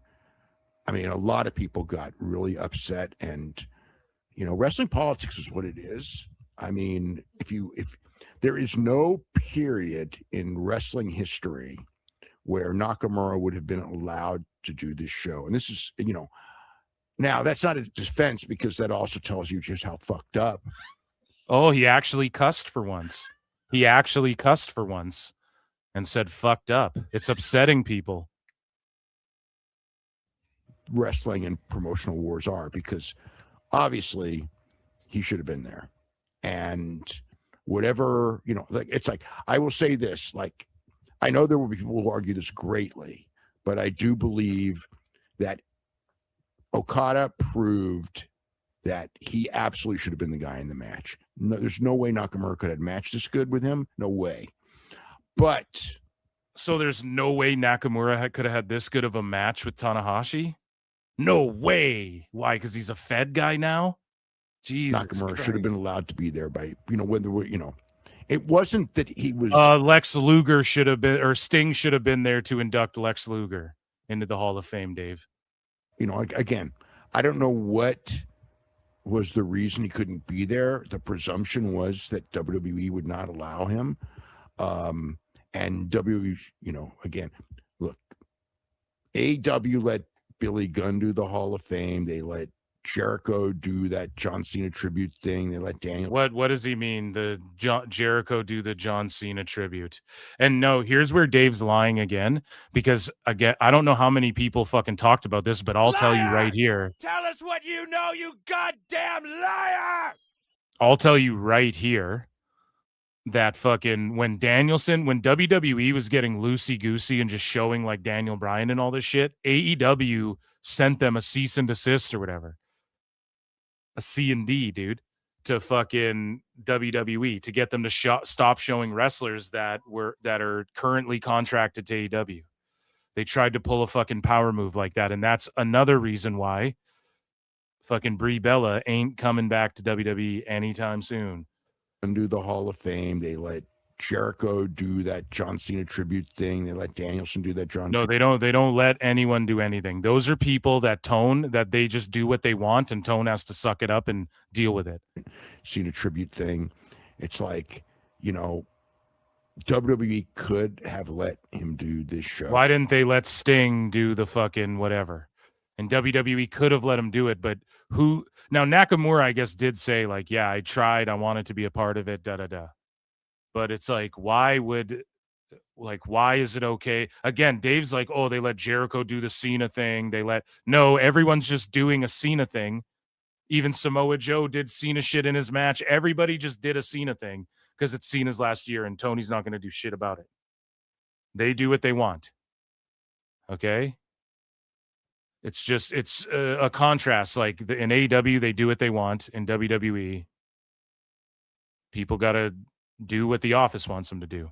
Now, could WWE have sent him? Could he have gone and shit? Yes. Should he have been? Yeah, I would have liked to see it. But him just adding all this extra to pretty much like a rumor that he made up at first, where he's like, both guys want to do it and da-da-da-da-da-da-da. Now, Nakamura did give an interview. He covered it on PWT Live show that apparently Nakamura was like, I did everything I could to go, but just didn't work out. And then you can point to, they had him on this SmackDown show or whatever. But it just goes to show you that, again, Nakamura versus Tanahashi would have been the bigger deal. And then Dave still diminishes it and goes, he wouldn't have been able to have as good of a fucking match as Okada did. But it would have been a bigger deal, or else we still wouldn't even be talking about this shit. We wouldn't even be talking about this shit in the first place. And I don't know if having just 7 AEW guys go out there after he retires, and then they all sit there and do their entrances and their poses and shit. I don't know if that was the move either. It just goes to show all the New Japan fans, hey, look at all these people who fucking left us. At least WWE isn't fucking rubbing their noses in the shit. So moving along here, Dave Meltzer had this assessment on Tanahashi and Okada's match. Tanahashi and Okada, I thought, was one of the best matches I've ever seen. So Dave says that this is one of the best matches he's ever seen, which it wasn't, but it was just like a brilliant it was an awesome Legends match. I thought it ruled. And then he says that the other match is like the greatest match of all time. And then we were just reading how Okada and Takeshita had the greatest pay-per-view opener of all time. So already in 2026, this guy's saying everything's just the greatest of all. The best guys, time. Tony Khan. Like zero rhyme or reason. Everything's just goated. And it's fucking on this same show. Dave saw the best match he's ever seen and the greatest match of all time. I mean, just for drama and everything, it was just like absolutely ridiculous. Tony Khan did a great job with Sting. So if it's because literally he calls, you guys will hear it in another fucking clip. Tsuji and Takeshita, he says, is the greatest match of all time. So, Dave, you're sitting here saying one match is the best match you've ever seen, and then the other one's the greatest of all time, but they're both on the same card. How is that even possible? So, which one was better? You know, it doesn't even make sense, because that one would be the greatest match you've ever seen, whichever one you think is better, whatever, you know? And then again, he has to make it about Tony Khan. He did a great job with Sting. No, he didn't. I disagree. I dis-a-fucking-agree, man. Sting's retirement was like mid as fuck. It's more remembered for Darby doing one of his many dumb stunts. I don't even remember which one. Is that the one where Darby jumped off the ladder through the glass? Because again, you don't remember it for anything else. And Tony sold 15,000 tickets or whatever, and he was selling them for fucking $1 before the show started, last minute, to get people in, which is fine. And there were celebrities there, and people wanted to see Sting's last match and his sons and all that shit. That stuff was all good. But as far as like, I don't remember any of his run. It just, I don't know. People glaze Sting's retirement way too much. I think Tony Khan did a great job with Sting. And I mean, in the ring, they did. I mean, that match with Sting's last match was great, but they didn't do a post match like this. And I mean, I've seen, you know, I mean, it's like, I thought that WWE did a good job with Cena, you know, other than in the post match I'm talking about. And match is a different story, but this, like, so is the match is a difference. They did a headlock, Brian. That's not allowed. It just like blew it away. Some of it was It was the exact same. So I broke this down. I put out a tweet. A bunch of people interacted with it. It was the exact same. Tanahashi didn't give a speech. He was bawling his eyes out and said like a second worth of dialogue while he's crying. They had 17 fucking AEW guys come out to their music one at a time, just stealing not even the New Japan roster. They even had Naito come out, who's not even wrestling anymore. And Tanahashi just cried, dipped out. They just clapped for him. It was the exact same thing. Tanahashi even lost with a smile on his face. It was literally 1-to-1. They did a bunch of fucking what Dave would call rest holds, and they paced themselves. They didn't really rest, but there was some action. They went to the outside of the ring, but it was just like false finishes. And then the evil heel who was flipping the crowd off fucking won. It was the exact same thing, 1-to-1. And the post-match, it blew it away. No, it was the same thing.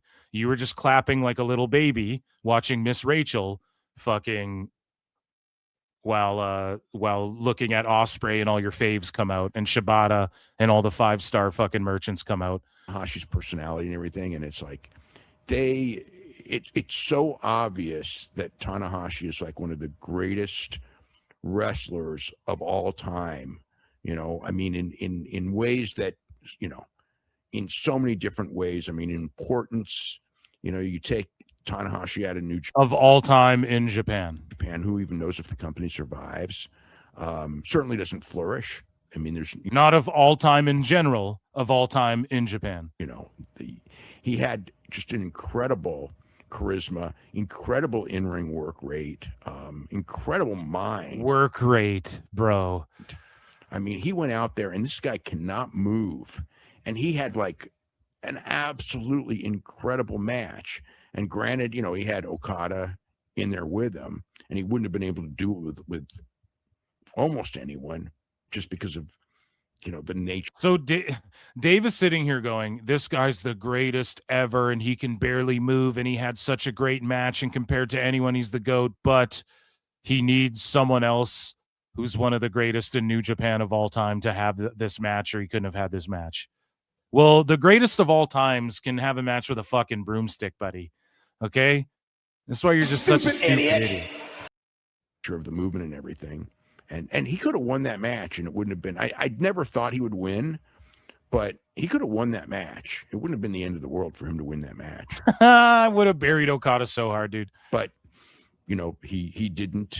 They went 33 minutes, and I mean, it was just, that made the show for me.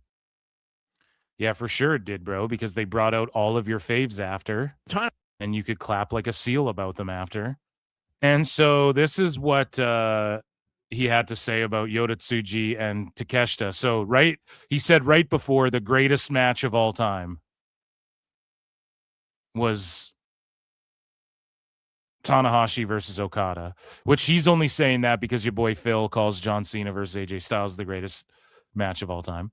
And so here's what he has to say about Tsuji and Takeshita. Tsuji facing Takeshita was a global title versus IWGP title match, winner takes all. If you're looking at, we're getting a guy over, he's winning the title. It would have been the main event had it not been for Tanahashi. He's a guy they want to be a new face of the company. I mean, this match was perfect. From a technical standpoint, like, this was a match of the year. It was that great. 30 minutes nonstop. Match of the year just started. This is how you know Dave is just a fucking dumbass. It was an amazing match. Early front runner for match of the year. That's what you say. This could be match of the year right here. It was that great. 30 minutes. From a technical standpoint, like, this was a match of the year. This was a match of the year. What? It was that great. 30 minutes nonstop. So far, this is match of the year. This was a match of the year, bro. It's 20. It just started. We're a week into the year. Creative. You know, Tsuji did a lot of the Takeshita spots. Takeshita did the Gene Blaster. You know, so it was like it was like, in a sense, like a WWE thing. Gene Blasters, what they used to shoot fucking hair follicles into Dave's skull. Except, like, from a technical standpoint, like, way above. Blaster, I barely know her. Oh, go. Same type of a story, but just so much better. I mean, Takesh is so freaking awesome. And Tsuji stayed right with him. I mean, Tsuji knew, look, this is the biggest match of Tsuji's life, and he delivered. I mean, I could not say nothing bad about him. He delivered in the clutch here. In the clutch. Oh, man. So, and I just wrote, so 4 days into the year, Dave saying what's the best. It's pretty much my tweet. I already bitched and said to you guys already. Yota Tsuji. So here is Dave talking about Yota Tsuji bringing the V4 back. Yota Tsuji brought back the old championship belt. You know, there was the previous item. They called Dave Yota Stoogie. IWGP title belt, which was not called the world title, but the IWGP title, the one which was the name of the championship from when it first started until a couple of years ago when they did a unification match. The Gene Blaster. That's what Dave did in his fucking pants. Dave blasted his jeans watching fucking Okada and fucking Tanahashi. Then changed the name to the world title. So Tsuji won it, and then a new belt was created. So he wants to go back to the old belt and taking away the world from the title. So now it is no longer the IWGP World Championship. It is just the IWGP Championship. I did hate that IWGP title. It was like a triangle. I just thought it was ugly. So I'm very glad that he brought, because the one he brought back actually was a really nice looking belt. Yeah. But I mean, he's talking about how, like, the lineage of this world title is only a couple of years, where the lineage of the other title goes back to the 80s. Because, bro, he's trying to shake off the funk of fucking AEW, man, and he's trying to be like, I'm ushering in a new era, like, actually do something to reinvent and to rebuild. Bryan, AEW's in a rebuilding. He's trying to, like, rebuild he's trying to wash the stink of old New Joff, man. All the people who abandoned them and shit. 80s. Well, yes, they did do that weird thing where they not only introduced a new belt, but they said it was like a new title. And so the lineage, like, started out. I remember everyone was complaining about that. It, like, started over at 0. It was Yeah, stupid. It was it was just dumb. stupid. It was stupid. I mean, so now the idea is that like the last 5 years are a dream or something. And so there's like, the title ended. No, they never said it's like a dream. They just, the lineage of one title ends, the other begins. That's all he's saying. Meanwhile, Dave is saying this is stupid, but for Okada, Mr. Okada, he'll fucking sweep for the Continental, Global, Unified, whatever the best fuck. Guys, Tony Khan. God, what a fraud. Whatever, 5-6 years ago, and now it's starting up again, the old title, and then that title that they've been having doesn't count. The whole thing. On PWT Live Show, we literally broke down, some fucking nude sicko broke down the lineage and how you should view it, and it's very simple, Dave. It's not that stupid. And that's just all completely stupid. It all should just be the same lineage of the same title. It is the same title. Yeah, I mean, maybe he's right. Dave's a Yoda simpleton, Suge. though. Dave's a simple man, and to prove as much, shout out Jeff Lane, who is coming on PWT, by the way, okay? It will happen. It's just him and I, our schedules just, we're both loosey-goosey, and it'll just happen, okay, sooner or later.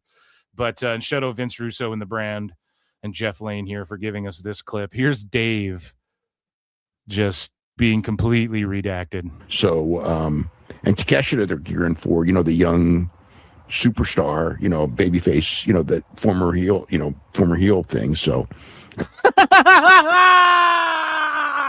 and Takeshita, they're going for the superstar, babyface, heel sort of like thing. Poor people don't like AEW. What the fuck is this guy talking? So, and Takeshita, they're gearing for, the young superstar, babyface, that former heel thing. So, I mean, you can see the former heel thing, the young superstar babyface, former heel thing. What the fuck is this? One more time for the people in the back. This is the Uwatu the Watcher of pro wrestling. So, and Takeshita, they're gearing for, the young superstar, babyface, that former heel thing. So, I mean, you can see the character, bro. I guess that's a character now. So, and like, I think Dave's trying to say, oh, they're gearing up to have him. He used to be a babyface. Now he used to be a heel. Now he's a babyface that everyone adores. And again, to redacts like Dave, that's like, and it's what Vince Russo said, even though, bro, let me tell you that even though, bro, JCW, I invented characters in wrestling, bro. Even though Vince Russo is laughable at times, he's right. Like, that's not a fucking character thing. That's like just good guy, bad guy. Like, who's the good guy? Who's the bad guy? And okay, so they're going with the trope that, oh, he's beloved now by everyone, but you can't, the problem is that's not something you can artificially create. And that's not a character. There's no story there. It's just, oh, they're going for this thing because of matches. It's fucking silly, man. It's silly. And Takeshita, people care more about why is he becoming the good guy after he was a bad guy baby face thing. Or whatever Dave's saying. They're gearing for, the young superstar, babyface, that former heel thing. So, I mean, you can see the character, bro. I guess that's a character now. So, that clip is so good. I need that for the soundboard. And because you're such a dumbass, Dave, I will forever clown you. Bonus episodes of Dave Meltzer Dumb Moment of the Week, exclusive and early release to Patreon and stuff like that coming soon. Ladies and gentlemen, that was Dave Meltzer's Dumb Moment of the Week. We based him too. We brined him as well. We brined him overnight, dude. Yeah, thank you guys for being here. I will see you for PWT live show, Sicko Saturday. Polish those flutes, fam.